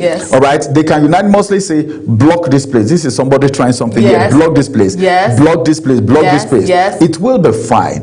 But if you want to give all of them should be on the system and you give them access to the back end, that's not what there is going to be chaos. I don't think that was saying. But even if that I'm talking about the suggestion of giving every agent access to the back end. You give them access into the situation room. No, even non-tech people have access to the situation room. No, not everybody should have access. No, and people can be bribed. Okay, let's say tech situation room for only tech. Yes, we should have a tech situation room. We should have a tech situation room. So we are going digital. Every term will change. Do you understand? Instead of the normal monitoring, the collation center now. Yes, the collation center now should involve tech experts, not just professors. We used to have it. Do you understand? If we have professors, we have professors that are professors in cyber security. Do you understand? That is what we should be seeing now. Shouldn't have a plan or the whole plan we had in previous years. No, there should be a restructuring to how the person go, because terminologies will change as we are planning to do this. Right? So basically, a situation room should exist, a tech situation room, a network situation room, a back-end situation room should exist that will allow tech experts from different parties. Party agents should have tech experts now. They should include tech experts. So this would help us, you understand, help us make sure that this is indeed free and fair. Else, whatever we saw with the analog method of voting will be repeated in this. And if care is not taken, this one would even be seamless, because anything digital, you don't even need to crack your head so much. Just a little input here and there would alter systems. That's when you know what to do. Exactly, just a little input. So if you leave any end loose, if you leave any corner untouched, it would result in the rigging that has even never happened before. It's risky. It's risky because these guys who are these hackers, some hackers who are experts, give them just 1 second, they've caused damages already. So if we are really going to go by the way of this e-transmission, then a lot of investment needs to be done, because we're talking about party agents now. Do you know what it means to have, for parties to pay heavily to get an expert? All right, to get an expert, except if you want to get volunteers. Volunteers are willing to. But Nigerians are tired of bad leadership. Didn't you see the movement in 2023? People gave their money. In 2023, someone gifted me from the UK for, I think that period I did a campaign song. Someone, anonymously reached out to me and said, take. I didn't know him from anywhere. I didn't know a campaign song for the protest. Yeah, someone just reached out to me and gave me money. So that's how people are willing to, give anything for democracy to work. People are willing to give anything for democracy. So they're not even talking about money right now. People are willing to donate. As long as Nigeria is free, as long as Nigeria experiences that freedom, the electoral freedom, free and fair elections, I'm telling you, they don't mind to spend their money. We are still joined with Emmanuel Chukwuka. I think I would really like him to explain what he means by the whole back end, right? So I am thinking that the back end, the way we used to have a situation room, in previous elections, maybe collation centers, maybe the INEC would have one room. I think the question should be, what are the risks involved in having every other agent join the back room? The back end, I beg your pardon. What are the please, can I get that question again? What are the risks involved? Hello? Can you hear me? Yes, we can. Go ahead. Okay, so you said, did you say what are the risks involved? In giving, we're asking, is there any risk involved giving party agents access to the back end? I'm assuming that the back end is some situation room where real-time transmission is happening, where we're seeing how network is fluctuating, how votes are coming in, and all of that. I'm assuming that it is a room which has computers. Where you give access to all the agents where people can just at the back end and see what is happening. Is that correct? Very good. Yes, very correct. So, okay, let's look into that. So we're looking at the back end because, first of all, I need to explain the back end, you understand, system. So we're looking at the back end, just use, for example, JAMB exam. Now, the people after secondary school, they write their WAEC. After WAEC, they sit for JAMB. Now, when you are writing your JAMB, you understand? Now, the computer you are using to write your exam is just like the BVA, you understand? So, but this result is being transmitted to a server, you understand, which is called the back end, where there is an engineer, you understand, there, who sees everything the way it is, you understand? This is the score from this person, this is the score from this person, you understand? So that is practically what the back end is. It's a system. It is the back door to every building, you understand? You are putting something from the front house, which is the front end. You are loading food inside. Now, somebody from the back door can have access to how much the things, the quantity, the quality of the things that was kept inside this server, you understand, or the back end, you understand, from the back end. So that is strictly what that means. So then, bringing every party agent or party agent who are experts in cybersecurity, digital, now bringing them into this space, everything has to do with trust. Do you understand? If you trust the people you are sending, we have PDP, we have APC, we have this one, that one. If you trust, the first thing is to trust the people you are sending to that server, to the back, having access to the back end. You understand? If there is trust, then there is no problem. That is the best we can have, because when these people are there, they see everything the way it is. Do you understand? They see everything the way it is. So there is no lie here, because it's system. And if it was hacked, they are able to audit it. They are able to perform a forensic on the platform. Do you understand? To see any login that is not authorized, unauthorized access. If there was any unauthorized access, they will be able to see it from the back end. Anything that happened, you understand, from the BBO to the server or anything at all that happened from the back end, you should be able to see everything that happened. You understand? So there won't be any problem if these people are trusted. You understand? If these people are trusted, and the way I see Nigerians, they are eager for free and fair election, because we've seen so much. We are done with voting, and at the end, you are not happy with what you are seeing, because sincerely, you know that this is not what you voted. This is not, a large number of people are coming to say, this is not what we voted, you understand? And at the end, you are seeing something different. So if these same people who are eager, who are passionate for a free and fair election, can appoint and bring in people who are also passionate as technical experts, as cyber security experts, to come inside the same system, then that would be amazing. That is all we need. There is no risk there. The risk there is if we can trust these persons. And if these persons are trusted, then there is no problem. You understand? There is no problem. So I don't know if I answered your question. I don't know. The thing is, as long as you have different party agents there, it's not just telling just one person. Nobody wants to be cheated. You don't right? See, okay. No, as long as they are experts, you cannot come and outsmart Let's just accept that. Do you understand?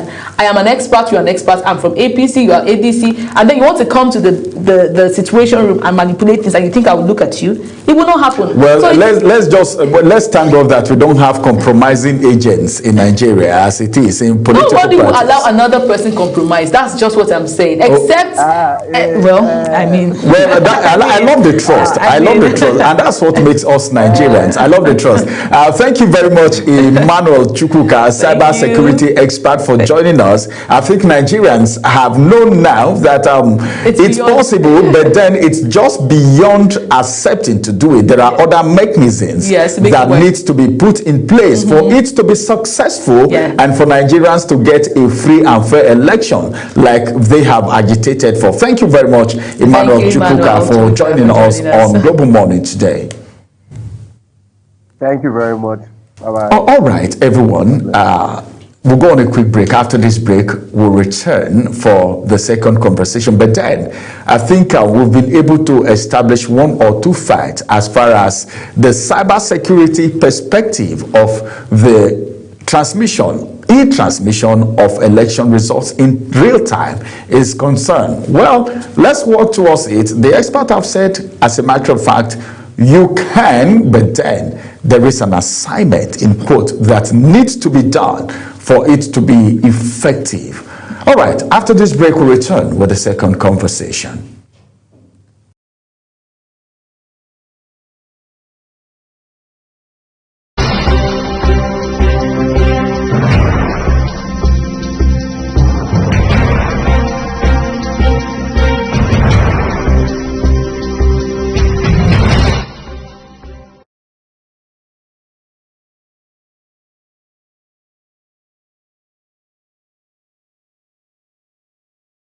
Wake up with Global Morning, your daily guide to what's happening and making the rounds. We delve into headlines, newspaper reviews, spot-on analysis, policies, current events, real talk, real issues that affect us all. From the latest trends to the debate, every topic, every angle, Global Morning is where it all starts.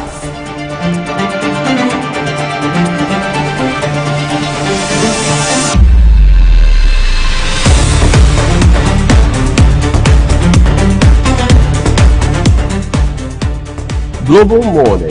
For the latest issues, Always on point.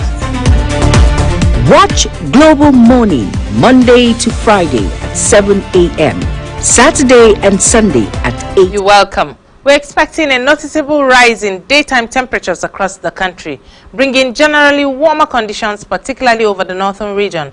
As this heat builds, it's likely to trigger more active weather, with storm development expected over parts of the southern cities. Moving into Thursday morning, thunderstorms are anticipated over parts of Cross River, Akwa Ibom, Delta, some parts of Rivers, Ondo, Lagos, Ogun, and Imo states. As we head into the afternoon and evening hours, storm activities is expected to intensify to affect most areas across the southeast, extending into Ondo, Osun, some parts of Ekiti, Ogun, Lagos, Edo Delta, and the coastal belt. There are also chances of thunderstorms over parts of Kogi, Nasarawa, Benue, the Federal Capital Territory, some parts of Kwara, and the Mambila Plateau in Taraba State. Residents in affected areas are advised to stay weather aware and be safe. Thank you for watching.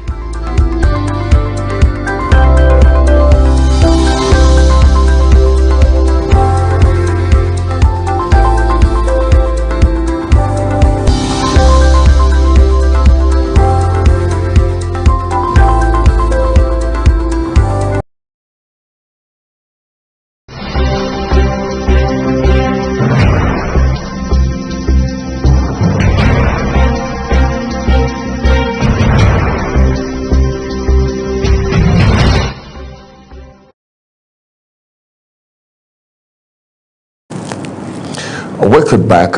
As a matter of fact, we'll get into the first conversation for this morning. Now, what are we talking about? I want to talk about 2027 and all the political gymnastic preparations by political parties. Who do you think is ready? Who do you think is not ready but claiming to be ready? What are we expecting in 2027? And as a matter of fact, one of it is what we've been discussing all the while, e-transmission of election results real time. That's just one aspect of it. Have you ever thought about the impact of ad hoc workers as it has to do with election results? You know, when anything happens, a lot of people will say, well, INEC, not do this one, no. But people don't know that INEC is even working in collaboration with some persons. We have security operatives who are also part of the elections. There was an election that happened somewhere in one state, in one local government, in one community that someone very close to me was part of. Do you know what happened? At the rack center, where every material was ready at night, government came from somewhere, and in fact, the people that ran first were the security people. Wow. That's it. So sometimes you may be thinking, were they not ready? Why are they here? What you are there to protect, you just hear a gunshot, you're not seeing where the gunshot is coming from, and you're already taken to your heels. Well, everyone ran away and left the election materials. I remember something like that happened. I've participated in 2 elections as an ad hoc staff when I was serving in Kogi State. Yeah, there's one we did want to recall. Then we were trying to recall Senator Dino Melaye, and I've forgotten the other one, but I participated in 2 elections in Kogi State. And the one of the first elections, or was it the second? I had similar incident, although not in my polling unit though, but some friends came with injuries. Thugs came around and so you can imagine what that is why we're going away from the old, kind of elections where you have paper ballot box that you're trying to hold it and run away, and someone wants to come and snatch it. At least we will not have anything like snatching of ballot boxes again. I think we don't have anything like, yes, if we have the in-transmission of results, what I'm going, okay, my friend will go to the backspace and go and snatch. Snatch divas. That is why it's important to get the instant, transmission of a result. That way, thugs are not coming to collect any paper from anybody, because when they come, there are people that were holding on to ballot. Some of my member friends then, they held on to the ballot paper boxes and ran away with it. With the election box. Some people left it behind and ran away. So you have different kind of situations, and I want to really call on INEC to ensure that their staff, whatever staff, they are bringing for this election next year, even the FCT election that is just by the corner, should be well trained. We should have enough security. We get to hear this over and over and over again. We would have enough security. We have deployed a number of security, but we still hear of these things. If there can be good collaboration between INEC and our police officers, even soldiers, even vigilantes, I don't want to bring them in right now, yellow fever, whatever it is, bring all of them together, and we don't want to have repeated occurrences of thugs bumping into polling centers and trying to destroy things, injuring people and all of that. I mean, we're really hoping that this whole clause to this transmission of electronic transmission of results will not cause any kind of slack, because it's already a signal that we're just doing this for you people, but we know what we want to do. That is what is signaling. That's another thing. Well, I don't say because of the clause, right? Don't rest. Go and sleep. Don't protest again. Don't protest. Okay, we will do it. We will do it just to drive the people from the streets. We will do it. And at the end of the day, what we're preparing towards, we already printed all the papers. We have done the printing at this point. We have printed everything. And we don't want that to be the case. And Nigerians, you cannot, do not sleep on it. That's what I would say. Don't snooze. Don't sleep on this, because everybody is ready. Everybody is ready. Don't you ever think that anyone is folding their hands. If we have APC still putting the energy they are putting in today, even though they are the ruling party, it shows that you that is not even on seat, you have to do double. You have to double up. Do double of what am I saying? Double will not even be enough. Triple? You have to triple your efforts, because the ruling party cannot be doing what it's doing and you are just behind them. No, you have to match their energy and match it. The kind of strategy APC is even coming up with. Today they will come up with the e-registration. Then tomorrow you hear of grassroots mobilization. Then next tomorrow you hear about city boy what. Then next another one here. Relax Jagaba will fix the country movement. There's a relax. Yes, there is one that just came up. Tinubu media something. Movements flying left, right, center. So what we're saying is every political party needs to be ready. Don't snooze. All right, our guest is joining us. Let's get into the conversation. We want to look at political practice race towards 2027. Is it all about political practice alone, or Nigerians inclusive? And what are the things involved? What are the factors? What are the strategies? Is it just for political practice, or they are carrying Nigerians along? How is the space like? Joining us is a public and public affairs analyst and a development expert. Let's see how it's happening in the presence of Jide Ojo. It's good to have you join us this beautiful morning. My pleasure, Ramsey. Good morning. Thank you very much. Thank you, sir, for joining us. All right, let's get into 2027. There's a way we want to mirror 2027 right now with what is happening. Political practice, the race. Strategies are coming up on. What do you think of the 2027 election as an expert, development expert? Well, thank you for inviting me to be on your program this morning. What I do know is that we are barely 1 year to the next elections. Before the end of this month, hopefully by next week, INEC should be able to give us the timetable and notice of election and timetable for 2027.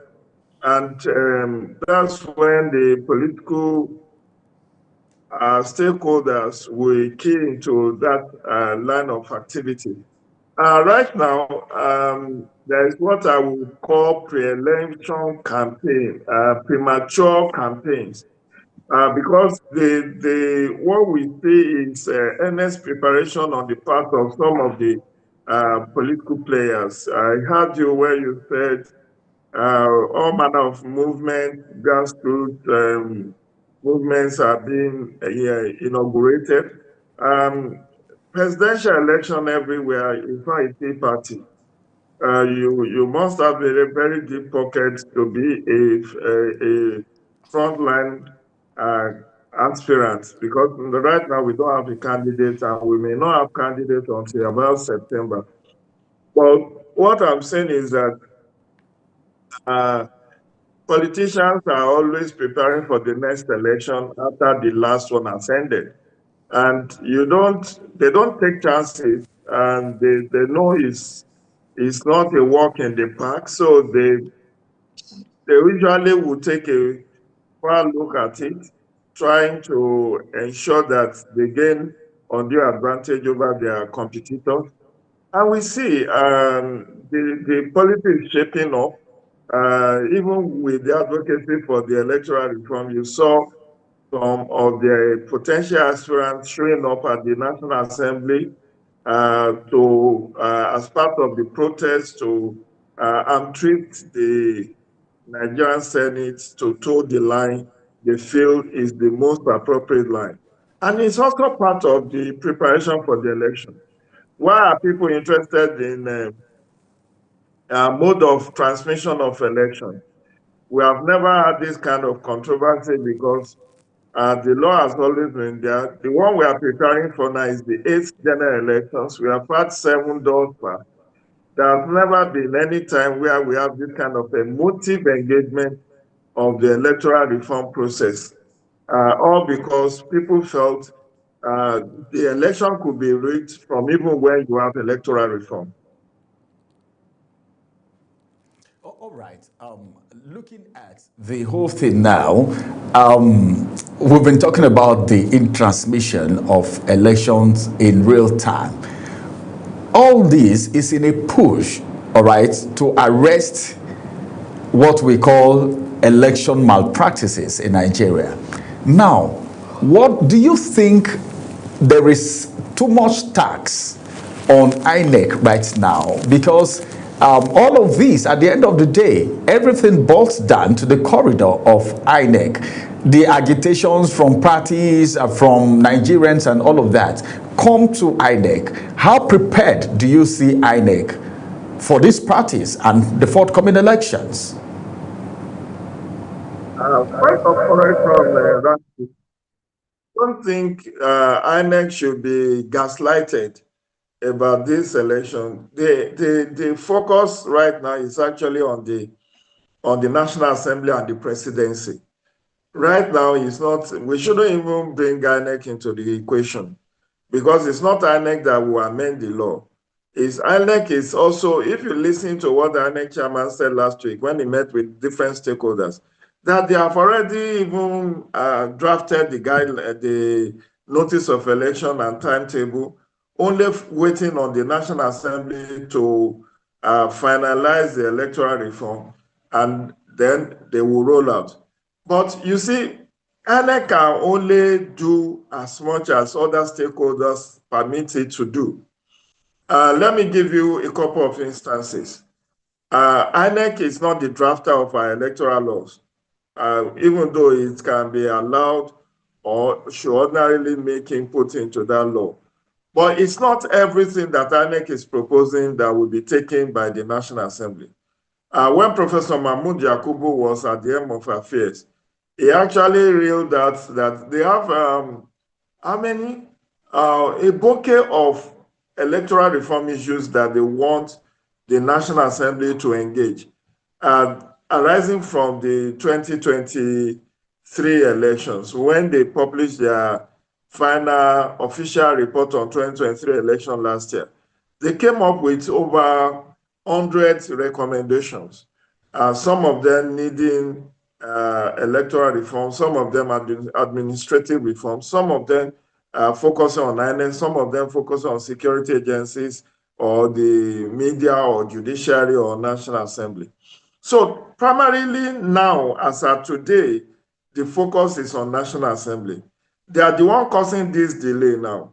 I have said time and again this whole electoral reform agenda should have been concluded latest by June 2025 to give ample opportunity for trial run, piloting, and all whatnot before 2027.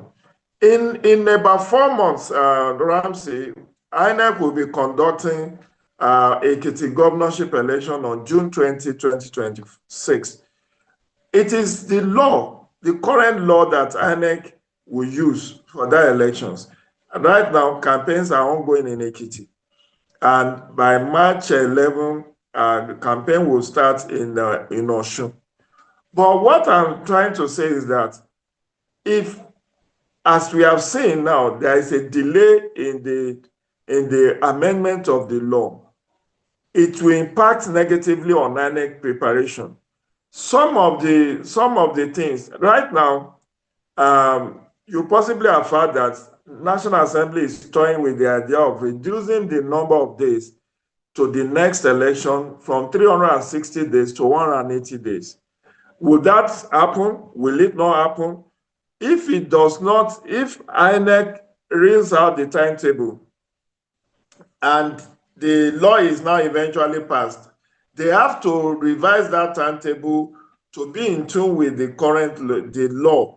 The last Electoral Act amendment, or the last Electoral Act, which was passed in 2022, INEC had given the notice of election and timetable of activities before the conclusion of the electoral reform that year. And because of that, when President Buhari signed the Electoral 2022 on February 25th, INEC had earlier on February 18 released timetable. Then the National Assembly and the presidency hasn't concluded, work on the law. So by the time the President Buhari now signed the law on February 25th, INEC had to now change the date for the election already published from February 18 to February 25th. Right now, we are in the same cul-de-sac. Will there be 360 days timeline notice of election, or will it be 180 days? This whole thing has left INEC in a quandary. And the reason why I joined the presidency into the people we should focus on is because when the National Assembly is done with its own bit, which is to amend the law, we don't even know at this point whether we are going to be having 2022 Electoral Act as amended or 2026 Electoral Act. They are not the same. If what we have eventually is amended 2022, as the case we had with amended 2010 Electoral Act, before we now eventually had 2022 Electoral Act, it then means substantially the next election will be guided by the 2022 Act. But if it so happened that there were major alterations and what is now promulgated is Electoral 2026, it then means that INEC needs time to study what the new law is saying and then draw its own timetable of activities in line with this. But it doesn't even end there, my brother and sister. There is also budget implication. If there are innovations that have been approved, for instance, now we are talking of mandatory e-transmission, INEC may need reasonable budget to procure sophisticated gadgets that will enable it to do that. And that will have cost implication. And you know that INEC does not run a business. All the finances INEC needs it has to be provided by the executive arm, by the presidency. INEC of Nigeria is under the presidency.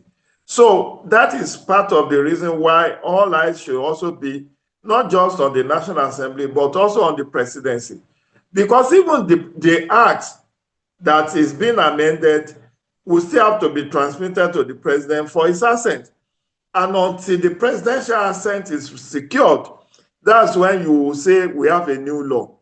Right now, if history is anything to go by, my brother, did you recall that in the last dispensation under former President Muhammadu Buhari, he rejected the Electoral Act amended 5 times, 5 good times, before he now signed on the 6th attempt.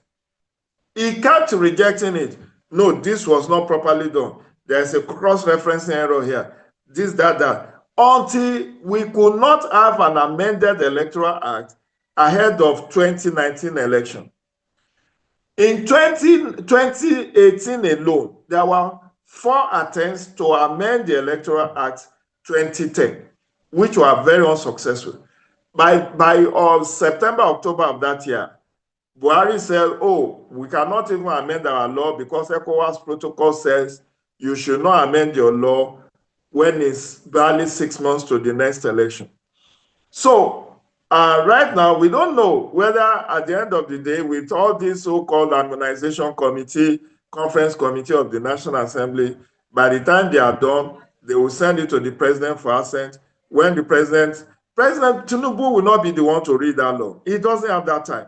He will just minute that draft law to the Office of Attorney General and Minister of Justice, minute it to INEC leadership, and depending on the feedback he gets from those two, primarily, it is what will determine whether he will sign this law or he will withhold assent. Now, if he withhold assent, INEC will have to publish the notice of election, because it then will mean we are going to run the next general elections based on 2022 Electoral Act. So I want to get your own perspective. What do you even think about, the agitation of Nigerians? What do you see? What do you foresee 2027 concerning the whole electronic transmission of results? For you, is it a welcome development? I embrace it with cautious optimism, my dear. I'm not a rabble rouser, and I will not join the emotive crowd who are trying to make a mountain out of a molehill. Let me break it down for you. I've been in this field for over 25 years. I've been observing an election in Nigeria since 1999, through to right now. I've been an active participant in the electoral process. I've been involved in building capacities of different stakeholders, whether INEC, political parties, media, civil society, even the National Assembly. I've been involved, so I've seen it all. What I see is people playing to the gallery. This old ulabalu about e-transmission is just a needless distraction. INEC introduced IREV, that's INEC Result Viewing Portal, in 2020. As at that time, there was no pressure on it by any corporate bodies, private, civil society media for it to go electronic. It did of its own volition.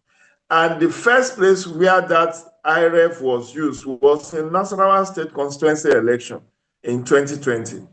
From there, INEC used it for off-cycle governorship election in Anambra, Ekiti, Osun, Edo, Delta, Edo, and all the off-cycle election we had between 2020 and 2023. Now, in 2023, the problem Professor Mahmoud Yakubu's INEC had was to overpromise and under-delivered. He committed to real-time upload of election results, which it was not able to deliver. And despite not being able to deliver as promised, it also was not forthcoming early enough to douse tension and to put out the people who are involved in conspiracy theory. Because as you see me, I was one of the consultants to Channels TV on 2023 election analysis. I was one of those who are supposed to be analyzing the result as it's been uploaded. I already had my tag. Everything was set. I was even in the studio of Channels. We were waiting for the upload, and it never came. Yaga Africa, who was partnering INEC, ran into a huge loss, having trained data analysts and deployed them. just awaiting the upload for us to start doing the analysis, and then there was nothing to analyze. It was very disheartening, it was heart-rending, and it's what's fueling the distrust in INEC right now. But let's come to the brass tacks. Is IREF an election collation database? The answer is no. That IREF is just to enhance transparency in the result management process. So you are not going to be able to determine who is winning or who is losing an election merely by looking at IREF or by connecting to IREF. What you will see on IREF portal are upload of polling unit results, which we call EC8A form. And this EC8A form are already with the polling agent and the Nigerian police. So it's just a means of verification so that if there is alteration between what was uploaded and what was being compiled, you can then raise eyebrow. Now, why I said I embrace its transmission is that now there is according to Supreme Court decision on 2023 presidential election, the weight attributed to IREF results was very low because there was no backing of the law for the use of IREF. So their lordship in their wisdom felt because it is not backed by law, it cannot be a basis for giving judgment on that presidential election. I'm just saying in paraphrase or summary what their lordship said concerning IREF. Now, let us remember, even this 2026 amendment is not abolishing manual collation of results. No, it's not. It's not saying that when there is e-transmission of results, that's all that we will wait on and be the basis for the collation. No, there are still going to be layers of collation. From polling units, you are going to take the results to the ward level, from ward level to local government level, from local government to state level. And if it's a presidential election, you still have to bring it to Abuja. So we must not be ignorant of that. What basically e-transmission would do for you is to just be a kind of check and balance mechanism to see whether there have been manipulation along the line. Because you as a media organization who wants to do parallel vote tabulation, or as civil society organization that have been sponsored to do parallel vote tabulation, or perhaps you are even a candidate in that election, or your party is a candidate, or your party is fielding candidates in that election. You can set up your own situation room. Then as the results are being uploaded, you will be downloading, you will be doing your own tracking of the performance on the field. But let us hurry slowly. Technology is never a game changer in all material particular. Technology do fail. I'm talking with you now via technology. But if there is a poor network now, you will only be able to hear me. My worry is, and I'm happy that the Senate took a matured look at that provision of Section 60 sub 5, which now says, oh, in the event that you are not able to upload that result electronically for whatever reason, whether it's electricity challenge, whether it's internet challenge, the primary source of computation will be the manual result. However, I wish that phrasing should be that the primary source of result collation will be the manually collated results, because that will safeguard us. See, desperate politicians can do anything to subvert the system. They could be a dog in a manger. They could sponsor hacking. They can hack the database. They can do all sorts in order to undermine the process. There is no country in the world, and you can fact check me on this. A friend of mine, who's a professor, posted something on his Facebook or 2 days ago. He used ChatGPT to find out whether there's any country in the world that relies solely on electronic transmission of results. And there was none. There was none. Not even in US, not in UK, not in Germany, not in Brazil, not anywhere in the world. There is always the paper trail that are more reliable because technology can fail. After the so-called glitch of 2023, last year, we had a glitch with UTME, that's JAMB. You recall that some states in the southeast and part of Lagos have to write their UTME twice last year because of technology, because of glitch with the technology deployed. The problematic thing for me was that when we had that glitch in 2023, Professor Mahmoud Yakubu should have set up an independent panel of inquiry or do an audit and make public what actually happened. Why did we have that glitch? So that we will remove this whole issue from the realm of speculation and conspiracy theory. But do you know that the last general election in South Africa also faced a glitch? There was a glitch. In 2017, and this is alluding to how desperate politicians can go to undermine technology solution.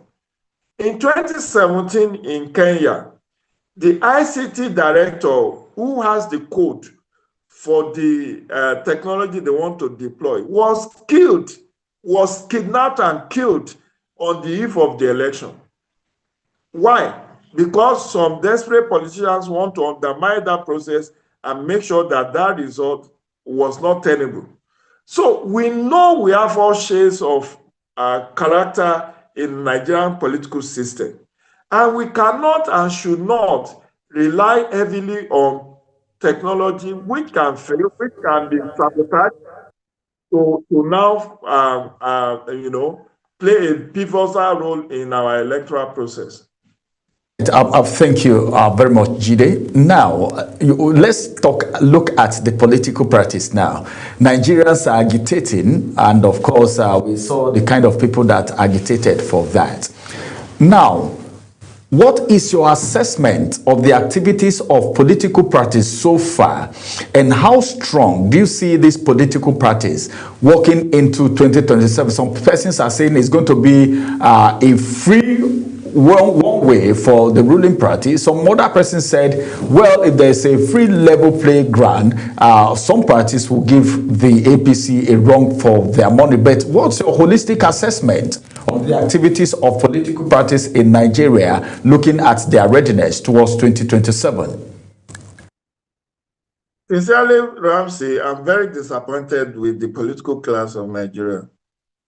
Very, very disappointed. Whether you are talking of ruling party or the opposition, they have not lived up to expectation. There is still a lot of issues with internal democracy in all the political parties, all with the ruling party inclusive. Do you know how many chairmen APC have had in the last 12 years?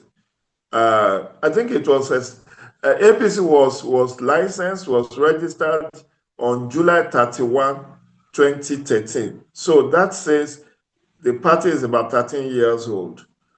In that 13 years, I think it's only one national chairman of the party that governed for 4 years. And that's John Odige Oyegun. I think no other national chairman of APC have had a successful 4-year tenure. How many years did Ganduje stayed? 2 years. The one before him, Adamu Abdullahi, of former governor of Nasarawa, another 2 years. There was even a time they had almost 2 years of Borno State, Yobe State Governor, Memala Buni, in acting capacity. So you can go on and on. Fact check me on this. If a ruling party, and this is a ruling party since 2015. So in the last 11 years, this party has produced the presidency. But they cannot get it together have a solid national working committee. Adamu Abdullahi and Senator Yola Omishore, left under controversial circumstance. Adams Oshiomhole left in a controversial circumstance. He was even removed by his ward before the court eventually affirmed it. So when you see that with the ruling party, what has happened with PDP? Today, there are two factions laying claim to PDP. Today, there are two factions laying claim to Labour Party. Today, there are two factions laying claim to NNPP. Today, there are two factions, virtually all the political parties are in crisis. And when you have this crisis, you cannot hold it together. This crisis is suggesting a whole lot to Nigerians as it is right now. I wish we could have enough time to continue this conversation. I think we're going to have you again. Maybe that time it has to be physical in the studio so that we can look at this issue more. Many thanks for joining us on the conversation this morning. It's my pleasure.